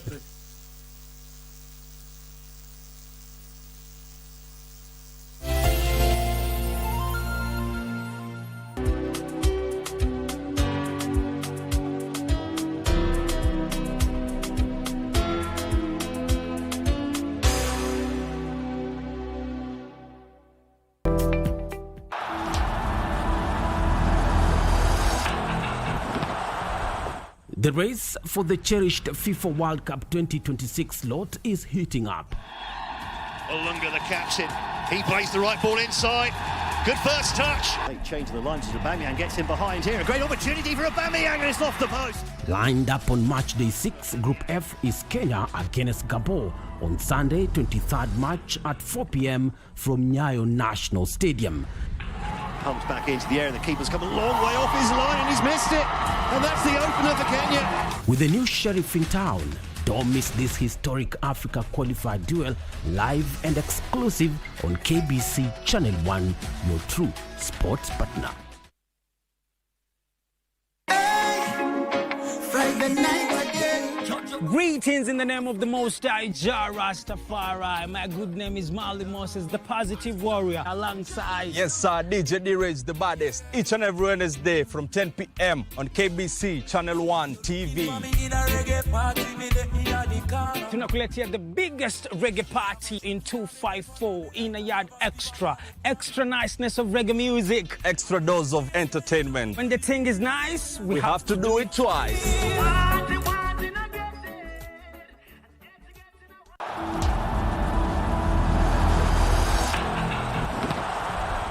The race for the cherished FIFA World Cup 2026 slot is heating up.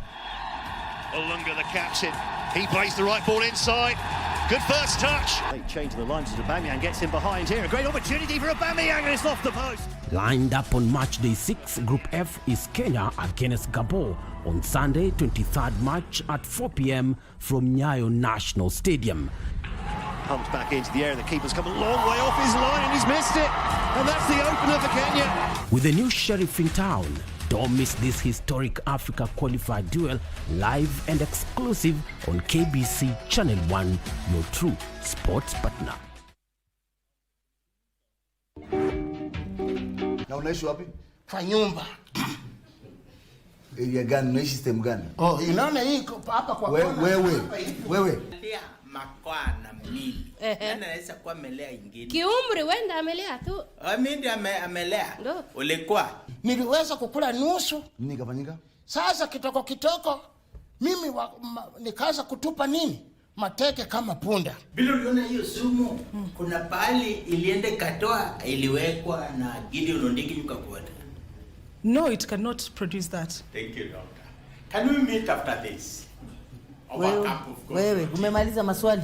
Nikumwambia tu she's by cup of tea unamwalika unamjua. Hata kama ni ule mtu unasema uroge. Hana mali, hana bibi ataniachia. He's just like that. He's vacant. He doesn't have anything.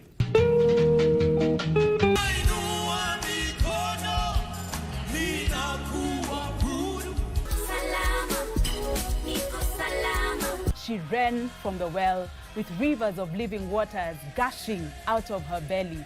She ran back to the well with a multitude. Come and see the man. Realities of business, poetry, and how to navigate through life, even in the city and also in the urban settings of the city. The reason people are out there in the clubs and doing all kinds of things is because they're trying to fill the void that is God's space. And until you find him and let him take his rightful position in your life, you will keep searching.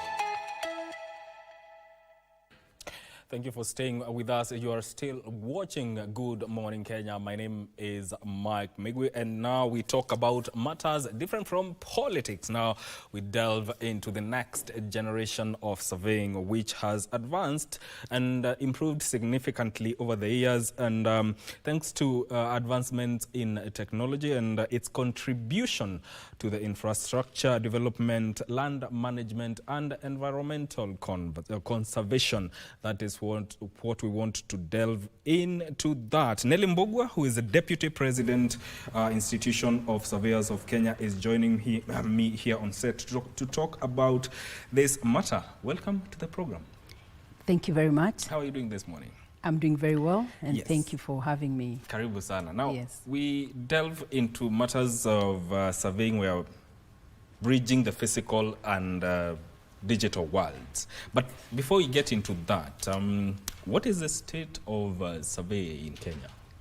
Great, thank you very much. I'm going to probably just introduce a little bit more who surveying is, or who Institution of Surveyors of Kenya is. Yeah. The Institution of Surveyors of Kenya is a professional body comprising of close to 6,000 members, both in the full membership, graduate membership, and student membership. And we have 8 chapters that comprise of surveying, or what we generally know as surveying. It's not just about the physical surveying or the land surveying. We have valuers who are part of the surveying profession. We also have property managers, people who help collect rent, manage your property, maintain it well. We have land surveyors themselves, the ones who do the physical boundary creation. We have the building surveyors who again do the maintenance. Most of them, you'll find them within the government employment. And then we have land administration surveyors. They deal with the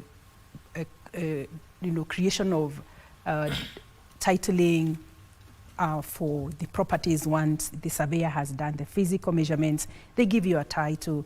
Then we have estate agents who also go about helping in selling and buying. So surveying is very broad. Institutional Surveyors of Kenya therefore takes care of 8 diverse professionals. We also have the geospatial surveying that is part of it. So surveying is broad, and there is quite a lot happening. Indeed, I would say that you cannot, surveying is a base of everything. Yes. It is because it's about dealing with the land. So nothing happens until a surveyor has spoken. Yeah. Nothing happens until a surveyor has come to the ground. And surveying is growing. Surveying is doing well. It is growing. It's getting bigger than probably when I was last year. We have many more new members in the institution. So in terms of the uptake, in terms of the students that are going to school to study surveying, the number is rising. Yes, it is. It is. So now let's get into the state of surveying in Kenya. What can you say is the state of surveying within the country? I would say it's really broader. Again, if you look at, for instance, the real estate cost itself, we have come from, let's say 30 years ago, real estate, which was land economy then, was having about, would on a 1 year produce about 20 members or 20 graduates. Now we're talking about close to 2,000 when you combine all the institutions that are doing, that are training surveyors, so to speak, as we have agreed that it's property management, it's land surveying itself, geospatial surveying. So it's growing in a big way, and there's a lot happening in terms of technology. There's a lot happening in terms of opportunities for the surveyors. You know, we are living now in the world where everything is changing. We have AI, we have digital migration. How is technology now impacting surveying, and how is it helping this profession now contribute to Kenya's development? Thank you very much. When surveying started years back, it used to be, you know, if we think of the Bible, surveying would be by virtue of either you take steps or you just view. You know, if you think of Joshua telling people to in the Bible saying, go survey the land, come back and give us a report. That's basically it. It started with the physical, doing things in the most rudimentary way, using chains to measure. You can imagine how heavy it would be. So you take a chain and then you have to come back and take the measurements and then calculate those measurements to make sure that you are able to tell the exact dimension of the area, document it. A lot of inaccuracies, a lot of mistakes would be made, data lost. But these things have now changed because most of the work right now is being done, it's at the click of a laser data. You can be able to pick your dimensions using a gadget. You can actually use a drone to pick all your points and be able to accurately, maybe with a 0.0 some meters of accuracy. So it's a lot of accuracy. In terms of valuations, we used to do physical measurements. We still do use physical measurements. We used to have physical maps, so you interpret your map from a physical map. Not anymore. Now you can use the Google map to help you quickly identify your plot, your piece of land that you're going to value. We have digital measurements. So it means then there's a lot of efficiency in terms of the work being done. So we are producing work faster. If you're doing 1,000 plots, you're surveying 1,000 plots, you are moving faster than you used to do before. So which means then if you're going to sell those plots, development moves faster. So there's a lot of efficiency, we have enhanced development in our country because of technology that has enabled us to be able to return give accurate information and also add to the speed. Yes. Can we say that, will technology replace traditional ways of surveying, or it will just augment what people are used to? Great.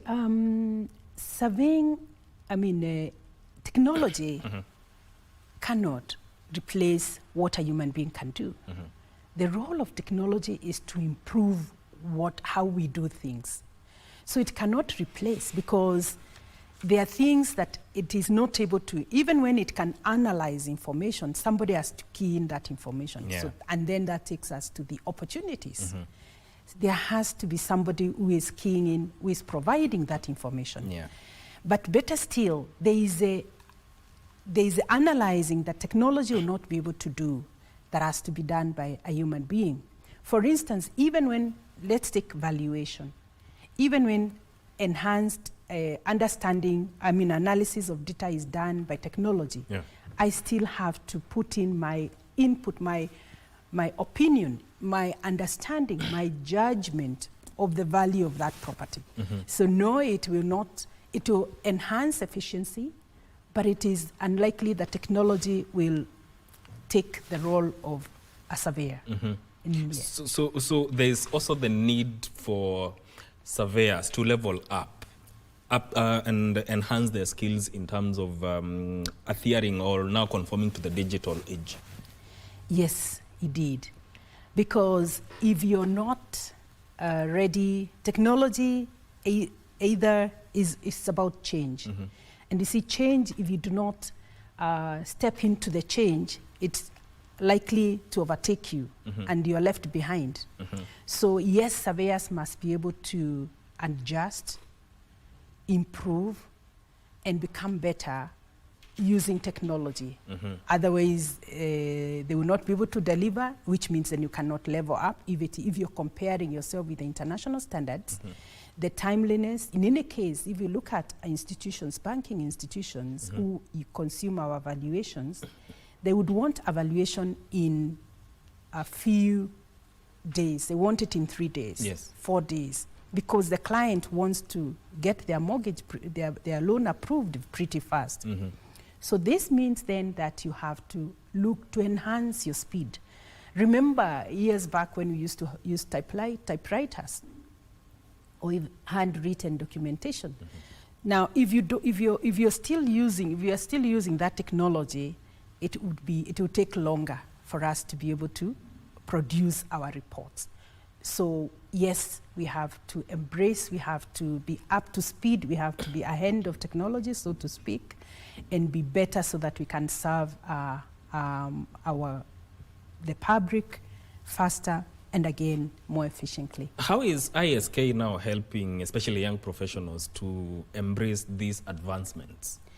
The Institution of Surveyors of Kenya, as I mentioned, is a professional body, and our role is to protect the interest of our members to begin with, and that is why it's important for any person that is in the seven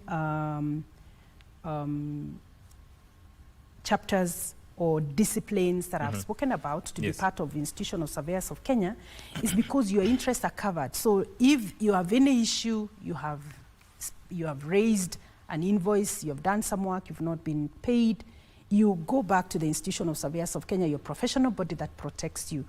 So for the students, and of course we also do training. We train our members, we have continuous professional development opportunities where we ensure that they are taken care of. Indeed, when you finish the university, you still come and sit a postgraduate examination, practical examination that helps you again come up, you're mentored, become a better person. So what Institution of Surveyors of Kenya is doing is a lot beyond just protecting you when you are a member.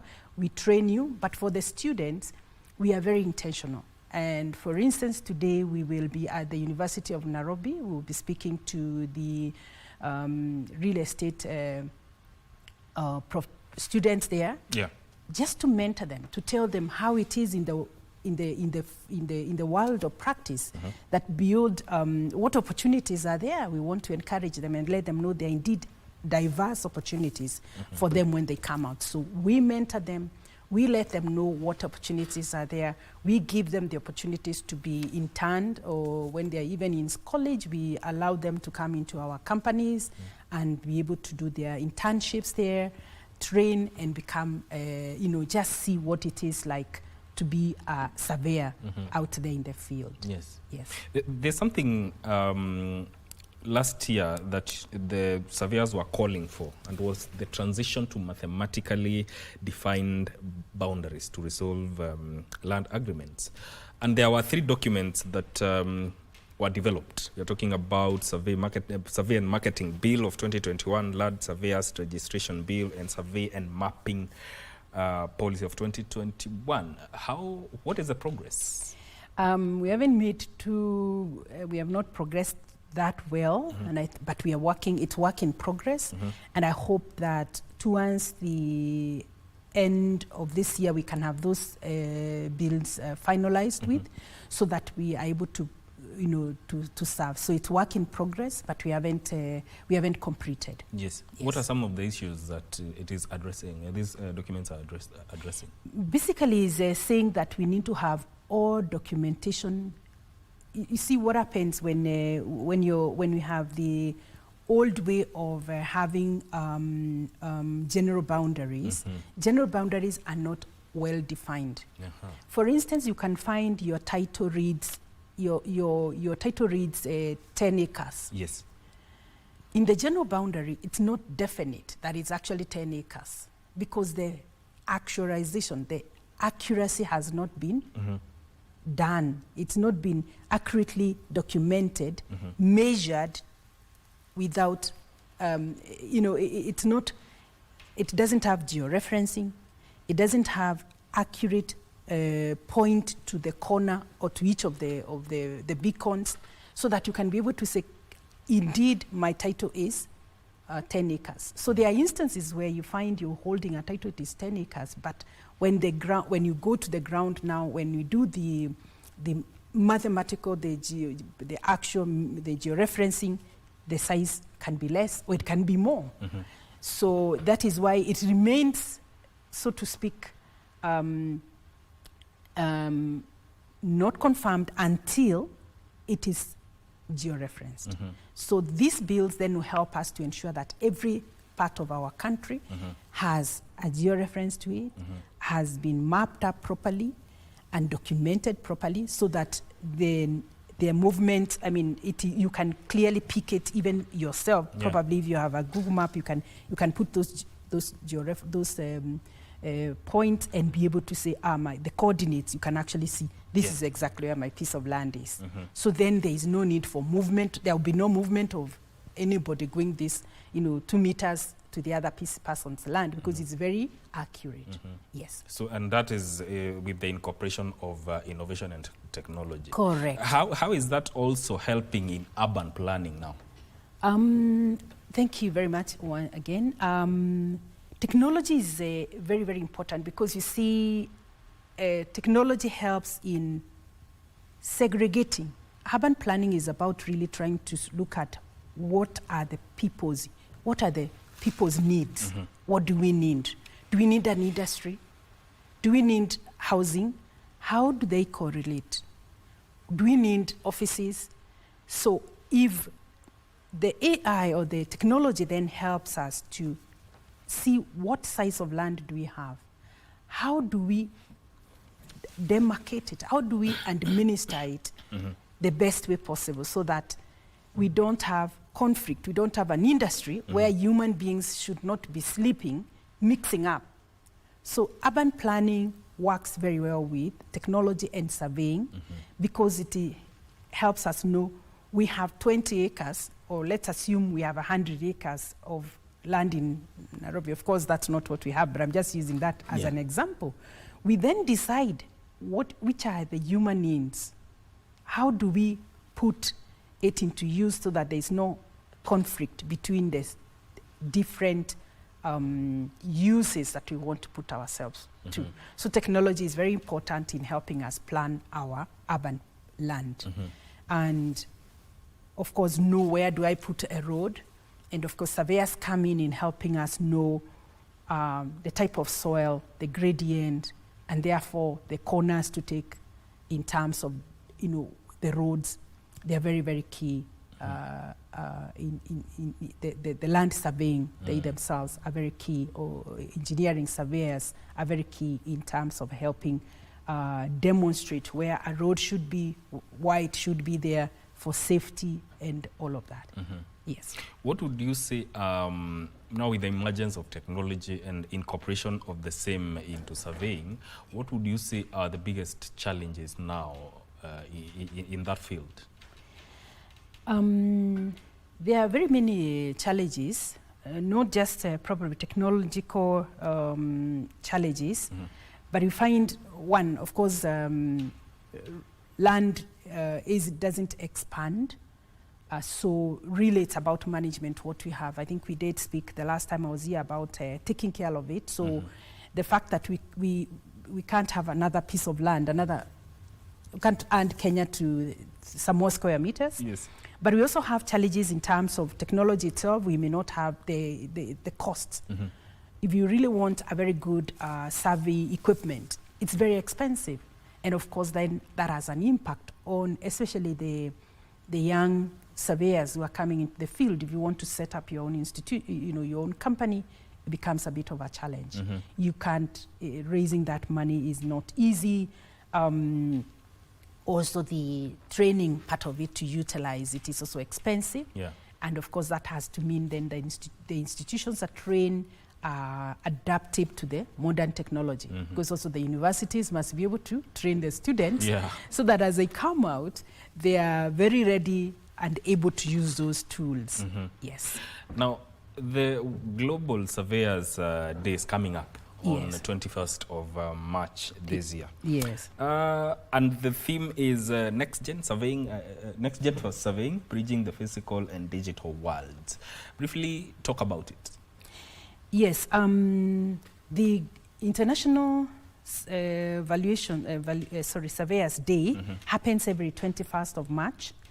And the focus is really about the theme for this year is about bridging the surveying, bridging the physical and digital world. It's looking at where are we moving to?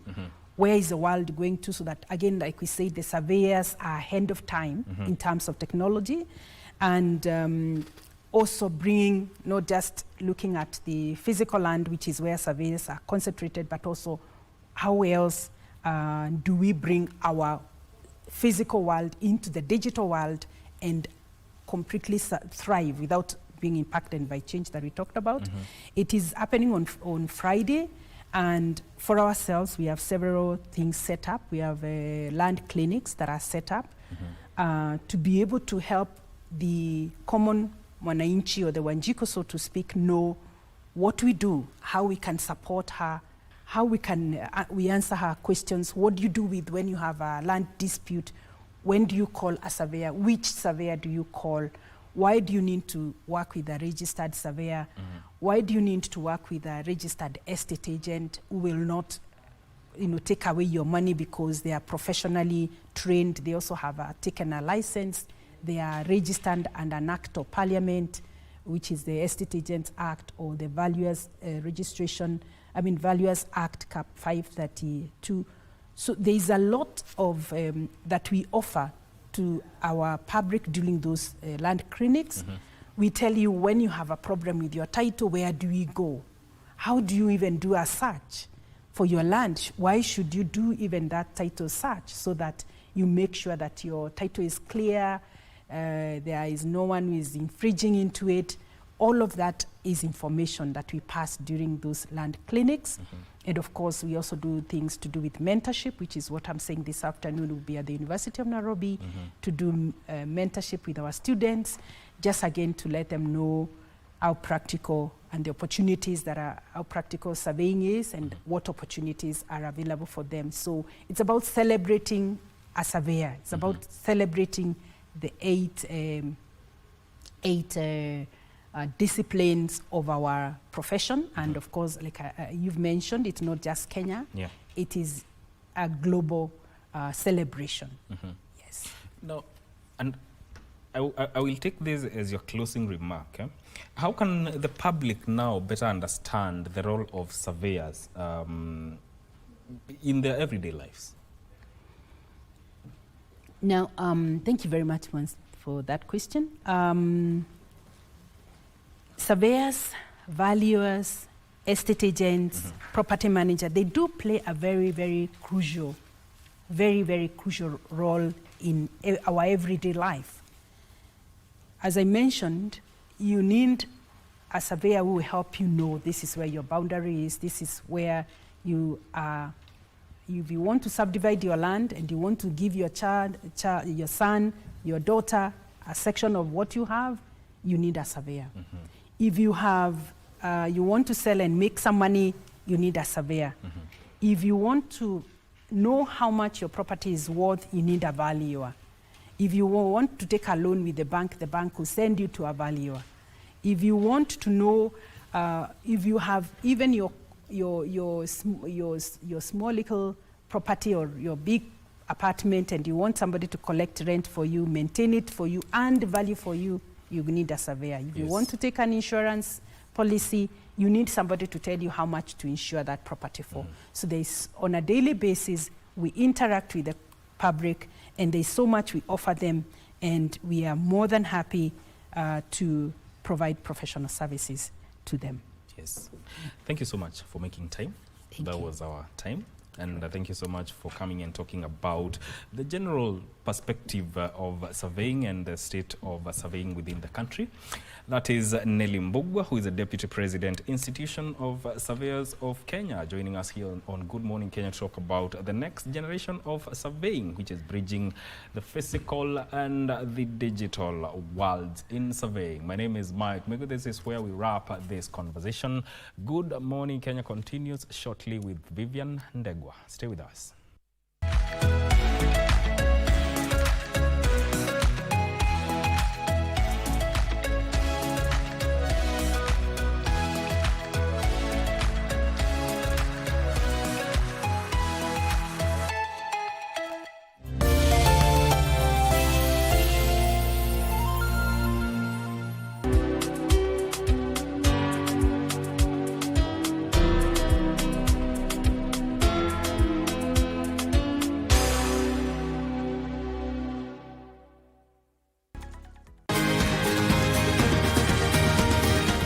wellness is important in our daily lives, so that instead of just surviving, we should be thriving. Ways to prevent a stroke or heart attack is for you to know what conditions you have by regular checkup. People don't know they have hypertension.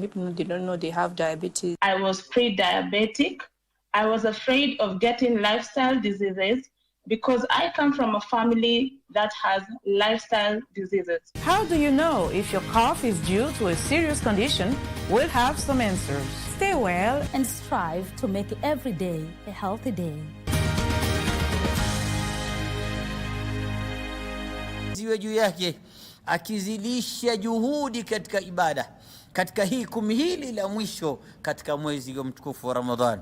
Ishhada nabii fauka ma kana yashtahidu fi ghayriha, alikuwa akizidisha juhudi ambazo alikuwa hazifanyi katika miezi mingine. Moja katika faida ambazo Waislamu wanaweza pata katika kumi la mwisho la mwezi wa Ramadhan ni kupatikaniwa na usiku wa Lailatul Qadr. A'udhu billahi minash shaitanir rajim. Bismillahir rahmanir rahim.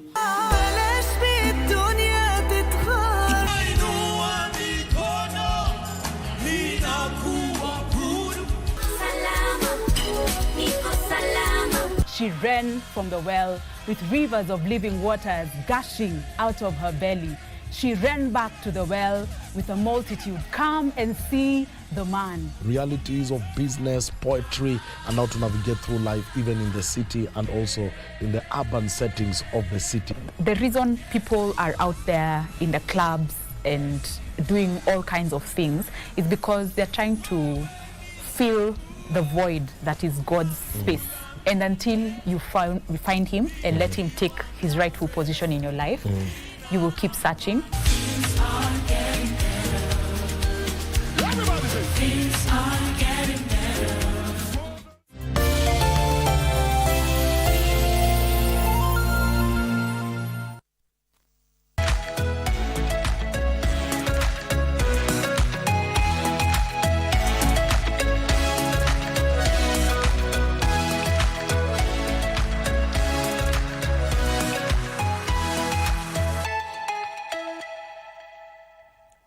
Thank you for staying with us right here on Good Morning Kenya. Let's get into a different conversation. And this is Women at the Forefront, where we bring you different women doing amazing things in different fields or for their societies. And today is no different. I have with me Jane Mugo. She is the CEO Utafiti Sacco, and she's here specifically to talk to us about women in financial leadership. Welcome to the program. Thank you, Vivian. It's a pleasure to have you on set today. Pleasure to have you. You know, let's try encourage a young lady who's watching us right now and may want to get into the same field. So maybe if we may just start with what exactly motivated you to pursue a career in the finance space? Thank you, Vivian. This was a dream I had since my old school days. And when I completed school, the first thing I went for was finance, which I did, and that's how I got this job. And over time, I've grown in the same field to the level that I'm holding today. So it's a dream come true. It's a dream come true Yes. for you. Maybe just on a very light note, just to get your opinion on this, you know, there's been conversation on on wanting to make mathematics an optional subject in school. What's your take on it? Just very lightly. I would say this should not be an optional. It should not be. It should be a must, because in the current environment, you find you cannot do without figures. You cannot do without finance. Today we are looking at how people are progressing in their careers, and mostly we have to do with businesses, and businesses are basically figures. It's money, so it's finance. So we cannot do without figures. We cannot do it without mathematics. Okay. Yes. Let's get to continue with our conversation on women in financial leadership. So you have grown, you know, in the ranks over the years. You know, you started out as an accounts assistant to the position that you hold right now as a CEO. How would you say that journey has been for you, and what would you attribute, you know, your success in that field to? I would start by saying that the journey has been challenging and at the same time rewarding. I've seen myself grow from the usual skills that I got when I got my first job, whereby I was assigned with a responsibility. So that's what I knew then, and that's what I used to do. But later on, I grew the randa to where I am. So meaning this came with a lot of responsibilities, and I had now to look at things differently. I realized that I needed now to concentrate on people, knowing about people, dealing with the people, taking responsibility, owning up the process, considering now that I've been assigned to take over the organization, to take lead in the board decisions, to guide the board. So it's something that came as, I will not call it as challenge, but I'll call it a challenge and a reward. So out of this, I had to upgrade my skills to fit in the new responsibilities. And I'm grateful because I'm where I am, because I took a decision right from the word go. Yeah. Yes. Yeah. What lessons would you say you've picked over the years? Some of the lessons that I picked over the years is learning to adapt. Adapting to changes, and just saying, fine, I've been assigned this responsibility. Yes, it's new, but I don't have a choice. I just have to go, grab it and go. That is one. The other thing is working with teams, growing my people, because at the end of the day, they are people that are under me. I need to mentor them. I need to ensure that they pick up and they also grow as I grow, so that maybe tomorrow they'll do what I'm doing today. So those are some of the few things. I also talk about trust. This has to do with the trusting my team, because again, I need to delegate. I need to delegate a lot. So I need to ensure that my team does what I do, but that can only happen through trust. The issue of emotional intelligence, because when you are leading a team, you need to be careful, sometimes through the talk that we do, sometimes through the decisions that we make. Sometimes there are some decisions we make that may hurt the team. So we need to be careful about the things that we say, the things that we do in a working environment, especially as a leader. Also, I would call the serving. I was called to serve. So I know when I wake up in the morning, I have a duty.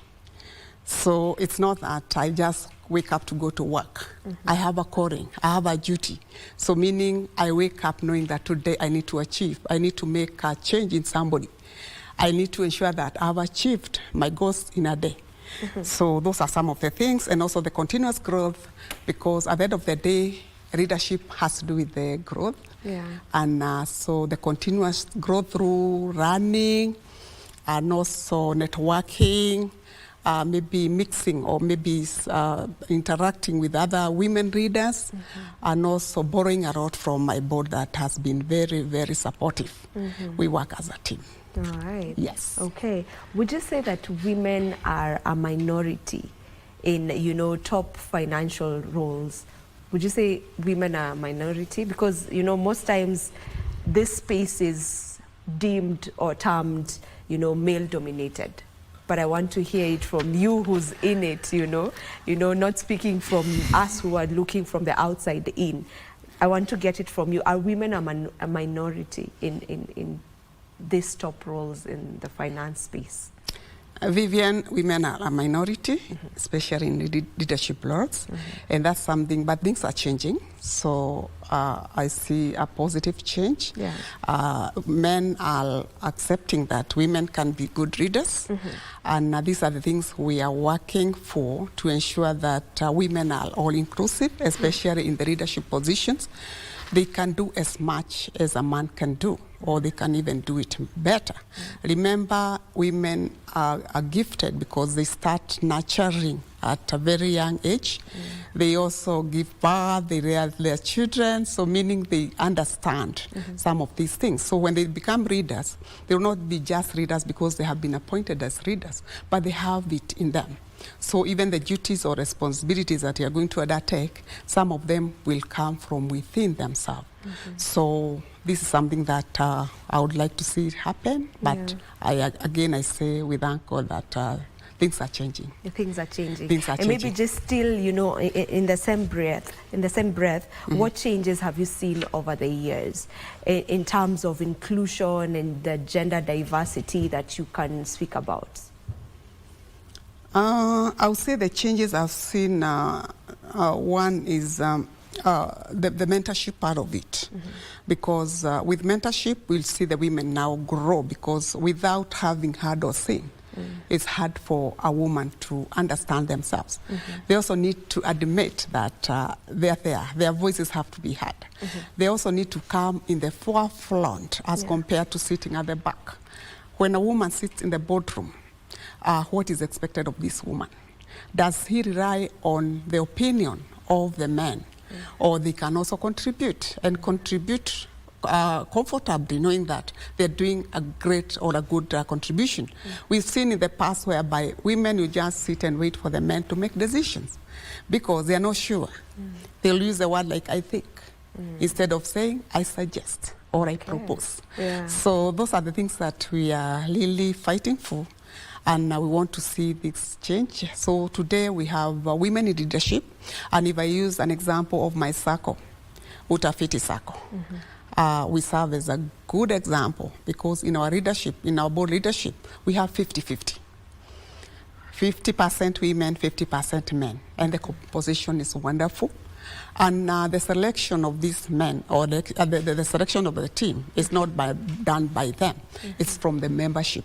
Meaning our membership is well informed and they're able to make the right decision, and that's how they believe in women. It's a high time we start now believing in women that they can do it and they can do things even better. Yes. And also, I would still want to follow up on that, you know, maybe what specific steps do you feel can be taken or should be taken in order just to accelerate, you know, the inclusion of women in such top leadership positions? We need to sponsor our women. We need to do a lot of sponsoring our women. We need to see our women attend forums out there, whereby they can borrow a lot from women readers out there. We need to also work on our culture, our work culture, to ensure that women are inclusive. We need to encourage a confidence in the society, confidence within the work environment, so that so that we ensure that women are trusted, because there's that norm that women cannot own the top positions. So those are some of the things we need to work on. We need also to work on the unconscious bias. Remember, there are still some communities that believe that women cannot make it, women cannot be leaders. Those are some of the things that we need to do, a lot of trainings, a lot of maybe talking to people out there, reaching out to those people there, just to show them that a woman and a man are at equal. Yes, they can perform the same or better. And maybe I give an example of what happens even in a country. You find that there are women who vie even for the presidency. But what happens? You find everybody will doubt that woman, such that it will just be a talk. How and why?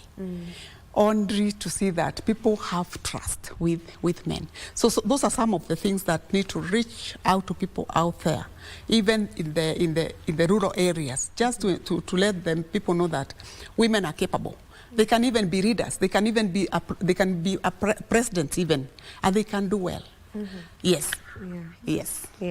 I mean, we've seen our counterparts right here, Tanzanians, who have a woman president, and I think they're doing pretty fine. She's wonderful. Yes. So maybe just to try and get you. There's somewhere where you touched a bit about mentorship. So what role exactly does mentorship play in all of this? And for someone to get to identify a mentor, like what are the steps to get to identify that, okay, this one can be a good mentor for me? Mentorship has to do with experience, the learning, like we learn from others, those who have been there before. So they will do a lot of counseling, coaching. So meaning we are able to borrow a lot from the people who have been there. So that's one thing that I know with mentorship.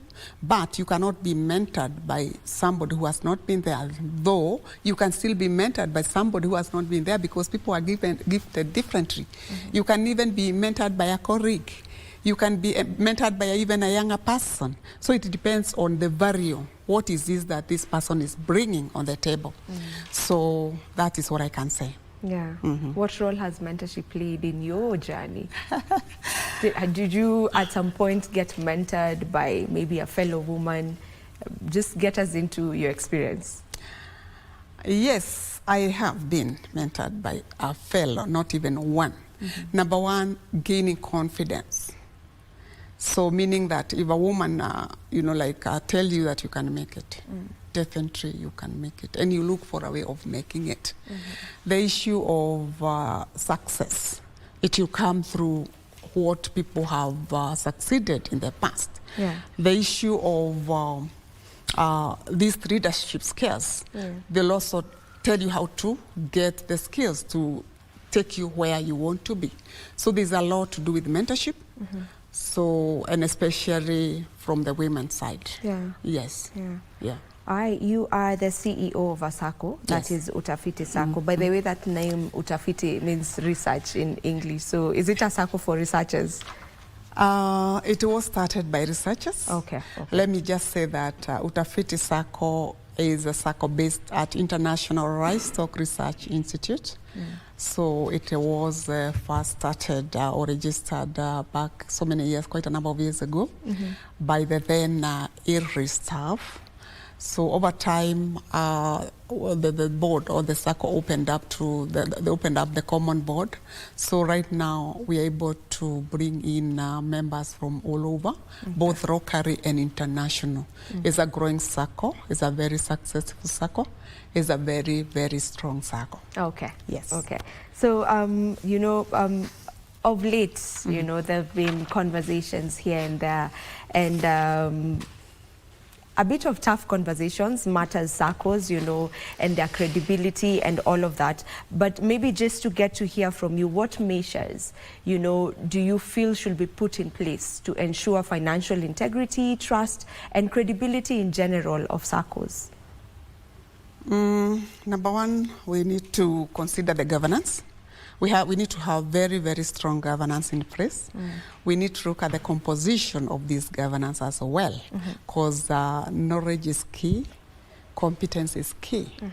Because when they come to make the decisions, they need to be guided by the competence. So also the issue of policies. Do they have working and implemented policies in place? Do they have transparency? Do they work with the transparency? How about the books?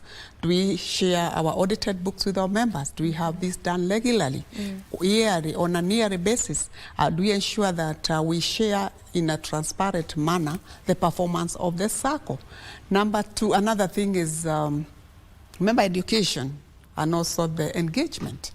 Do we train our members on financial matters? Do we train them on the happenings? Do we also engage them? How do we engage them? Do we do regular communications? Do we do the newsletters or the series? Do we do webinars? Do we keep them informed? Do we ask them to visit the website and see what is happening around the SACCO? So those are some of the things that usually make the SACCO strong, or the governance strong. The other thing is the issue of the regulation, the regulator. You need to be up with the regulator, you need to at least ensure that, like in our case, we are regulated by SASRA. So we need to ensure that we are regulated just to ensure that the members' funds are safe, to ensure that members' rights are protected. So those are just a few of them, but they are quite a number. Yes. Yeah. For someone who may be watching us, maybe it's a young person who's looking for a SACCO to join, maybe if you can just explain generally, you know, for someone who wants to join a SACCO, what should they look at and where should they begin? For someone who would like to join a SACCO, and in particular, let me talk about my SACCO. Yeah, any particular one. Or in a particular SACCO, because the SACCOs operate the same. Number one, you need to research. Do research on the SACCO that you're joining. Ensure that you understand that SACCO. You have a history of that SACCO, because SACCOs operate differently. So number one, you need to understand the strength of that SACCO, the financial strength of that SACCO, the governance of that SACCO, the operations of that SACCO. And all this someone can get online, right? Or that one you can get, because you're able to get most of the information you can get from the website. Okay. Yes, or even you can call, you know, like we do updates, like I've said, we do updates on our operations, on our performances, everything. We update our members regularly. So number one, I said, like, once you get all the information about this SACCO, now you approach the SACCO. Like in our case, we are very open. Yeah. You can reach out anytime. You can reach us. We have different channels where you can reach out to us. And we are there waiting for you. And once you reach us, we'll be able to take you through the processes. The processes are very easy. We don't take you through a lot of so many things. We just tell you this is what's required, bring this and that, and within 5 minutes, we have already registered you, we've given you the requirements, we have also told you what to expect. We've even trained you a bit.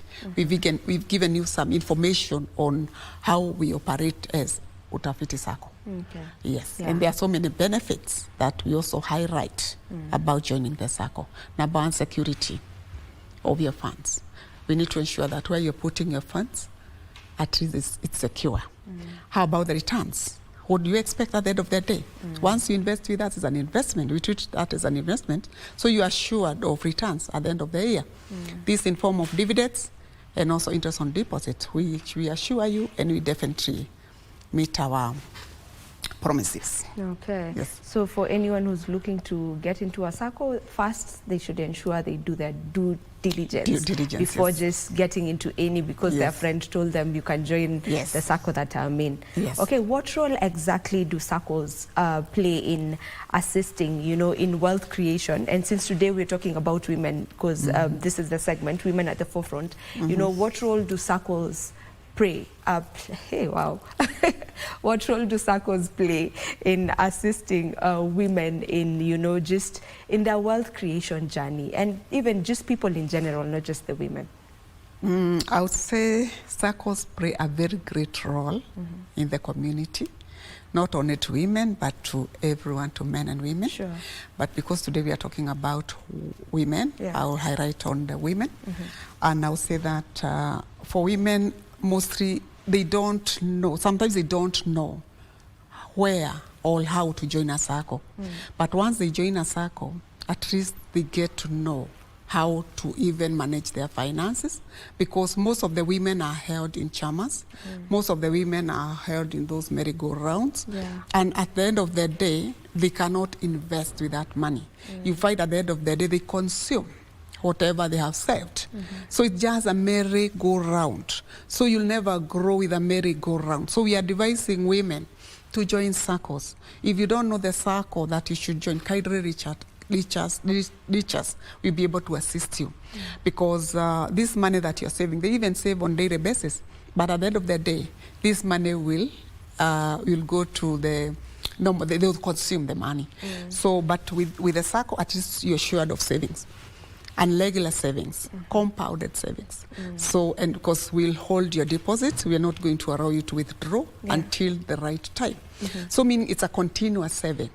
And this saving does not come without a reward, because at the end of the day, it's a security that you've put in place. It's money that you can use even to loan against that savings. It's money, you know, the peace of mind that you have a saving somewhere. At least you're sure that you have something. You can even educate your children You can do small businesses. Remember, the work of SACCOs is to ensure that they support small businesses, especially those done by women or even men. So at least you'll be able to invest, you'll be able to educate your children, you'll be able to do so much with the SACCO funds. Yeah, SACCO are doing a great job. Yes. So you would advise, you know, instead of the merry-go-rounds and the chamas, which are very popular with our mothers, you know, you would advise them to at least find a SACCO to join. Let them It's of find a more SACCO. benefit. Yeah, let them find a SACCO to join. It's very easy. By the way, joining a SACCO is very, very easy. Accessing financial funding within the SACCO is very easy. The interest rates are very, very reasonable. Remember, for a woman to access funds from other financial institutions is very, very difficult. No one believes in a woman when it comes to credit, especially the big financial institution. So they'll not trust a woman to come and borrow a loan of 10 million. But for a SACCO, we don't discriminate. We have policies. So what we do is we apply the rule of equality. When you come, as far as you can pay for a loan, either as far as you have guarantors, you'll be able to apply for whatever amount of loan that you need, and you get the loan without any discrimination. So let women join the SACCOs, because the other thing I've seen with women out there, they also believe that loans can only be accessed by men, especially the married women out there. That is because they don't have, they're not well exposed. So you find that they believe a loan can only be accessed by a man. And you see now men will also go for this loan without disclosing to their wives. So you find there's a challenge in growing that family. There's a challenge in developing that family. And sometimes the loan has been issued, but it also not go to the right thing that it was meant for. So let's empower our women, let them believe in themselves that they can do it. Let them know that they need also to have that financial freedom. And the only way they can have it is knowing how to handle finances. They need to learn a bit. They need to learn about financial management.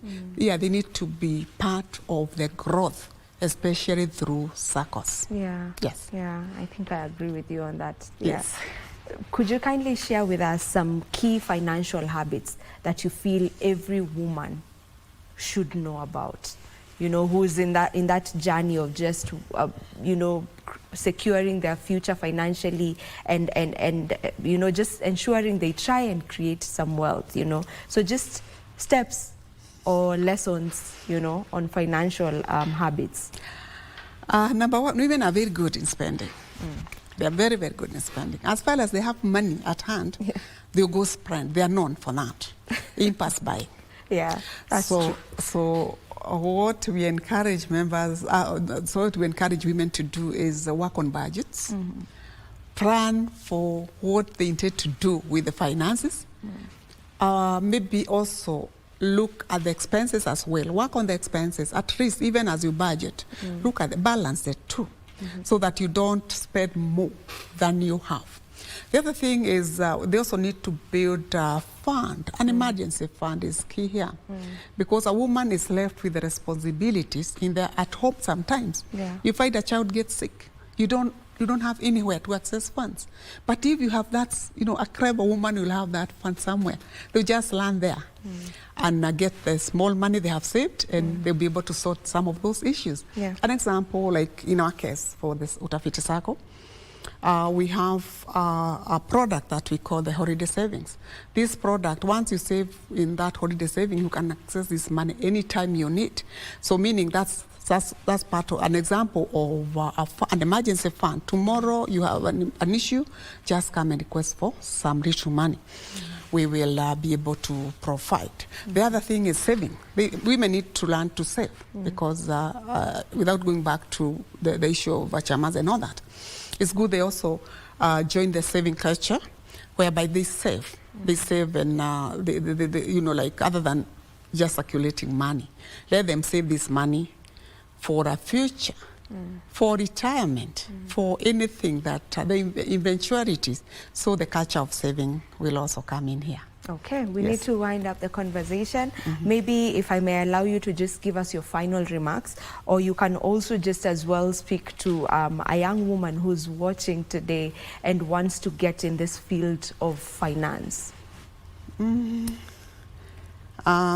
a young woman. That's your camera. Oh, so yeah, let me talk to that young woman there. And I want to maybe ask that young woman to believe in yourself. Believe in yourself, that's a starting point. There's also part of what I can say about also learning, keep learning, keep educating yourself. Also network. Join other professionals, especially professionals. You learn more from these professionals. Start early. Because with savings, the earlier you start, the better for you. So in the tomorrow years, you'll be having a you'll not believe how much you'll have saved. So the issue of starting early, the issue of believing in yourself, the issue of believing in yourself, networking as well. Okay. Yes. All right. Yes. Thank you so very much, Jean, for joining us for this discussion. Thank you. This is where we end this particular conversation, as well as Good Morning Kenya this Wednesday morning. Thank you so much for staying with us. We do this again tomorrow, same time and place. My name is Vivian Degwa. Do enjoy the rest of your viewing. Goodbye.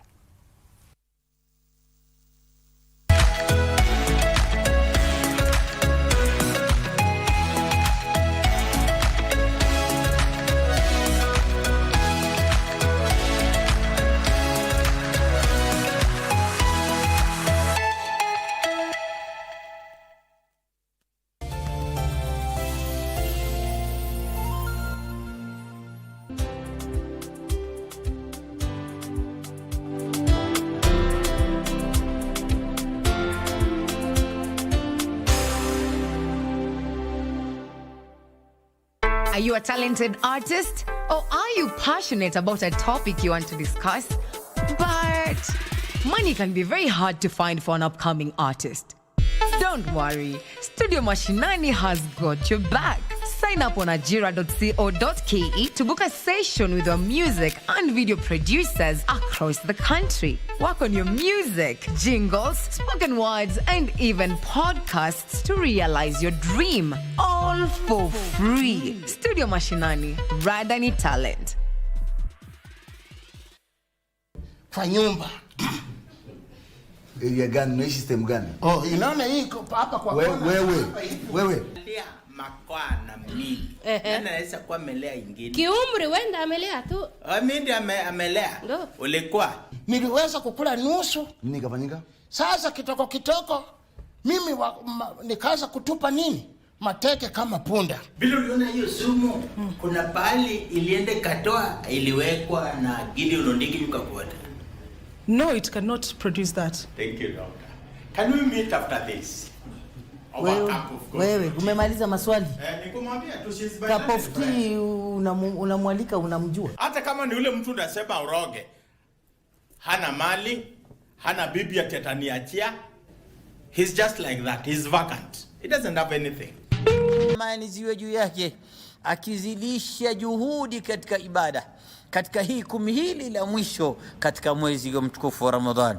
Ishhada nabii fauka ma kana yashtahidu fi ghayriha, alikuwa akizidisha juhudi ambazo alikuwa hazifanyi katika miezi mingine. Moja katika faida ambazo Waislamu wanaweza pata katika kumi la mwisho la mwezi wa Ramadhan ni kupatikaniwa na usiku wa Lailatul. A'udhu billahi minash shaitanir rajim.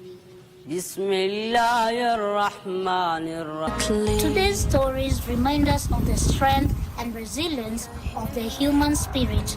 They also highlight the importance of community, advocacy, and innovation in creating a more inclusive society for persons with disabilities. Persons with disabilities across the country need to recognize that they are the voice, and their voices need to be heard in policy making, in policy advocacy.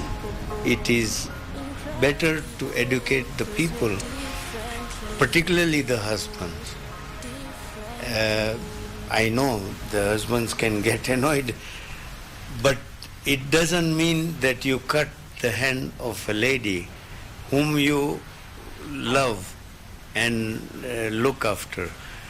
Differently.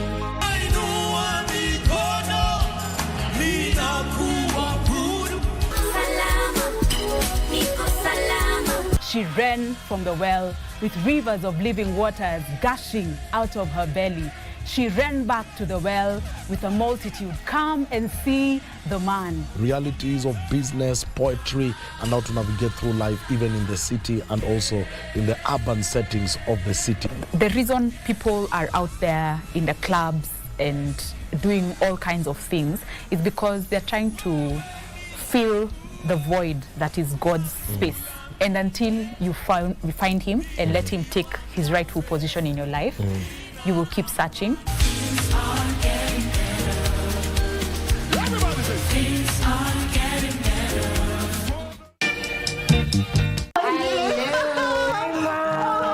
Heavens have answered me. Ruth, I have the powers to lock you away and change your life completely. You know, you really need to work on your cold threats. As in itishi hata kidogo. I want confessions today. Otherwise, afuate Njuguna. Calm down. Why am I hearing my husband yell from the road? It was just a minor misunderstanding. Minor? Ambia Milsed akiwa na haja sana na mimi. Anitafuta mwenyewe, she knows where to get me. I am her representative. I have not seen your assistant in a minute. Ako na deni yako. We meet again. Again?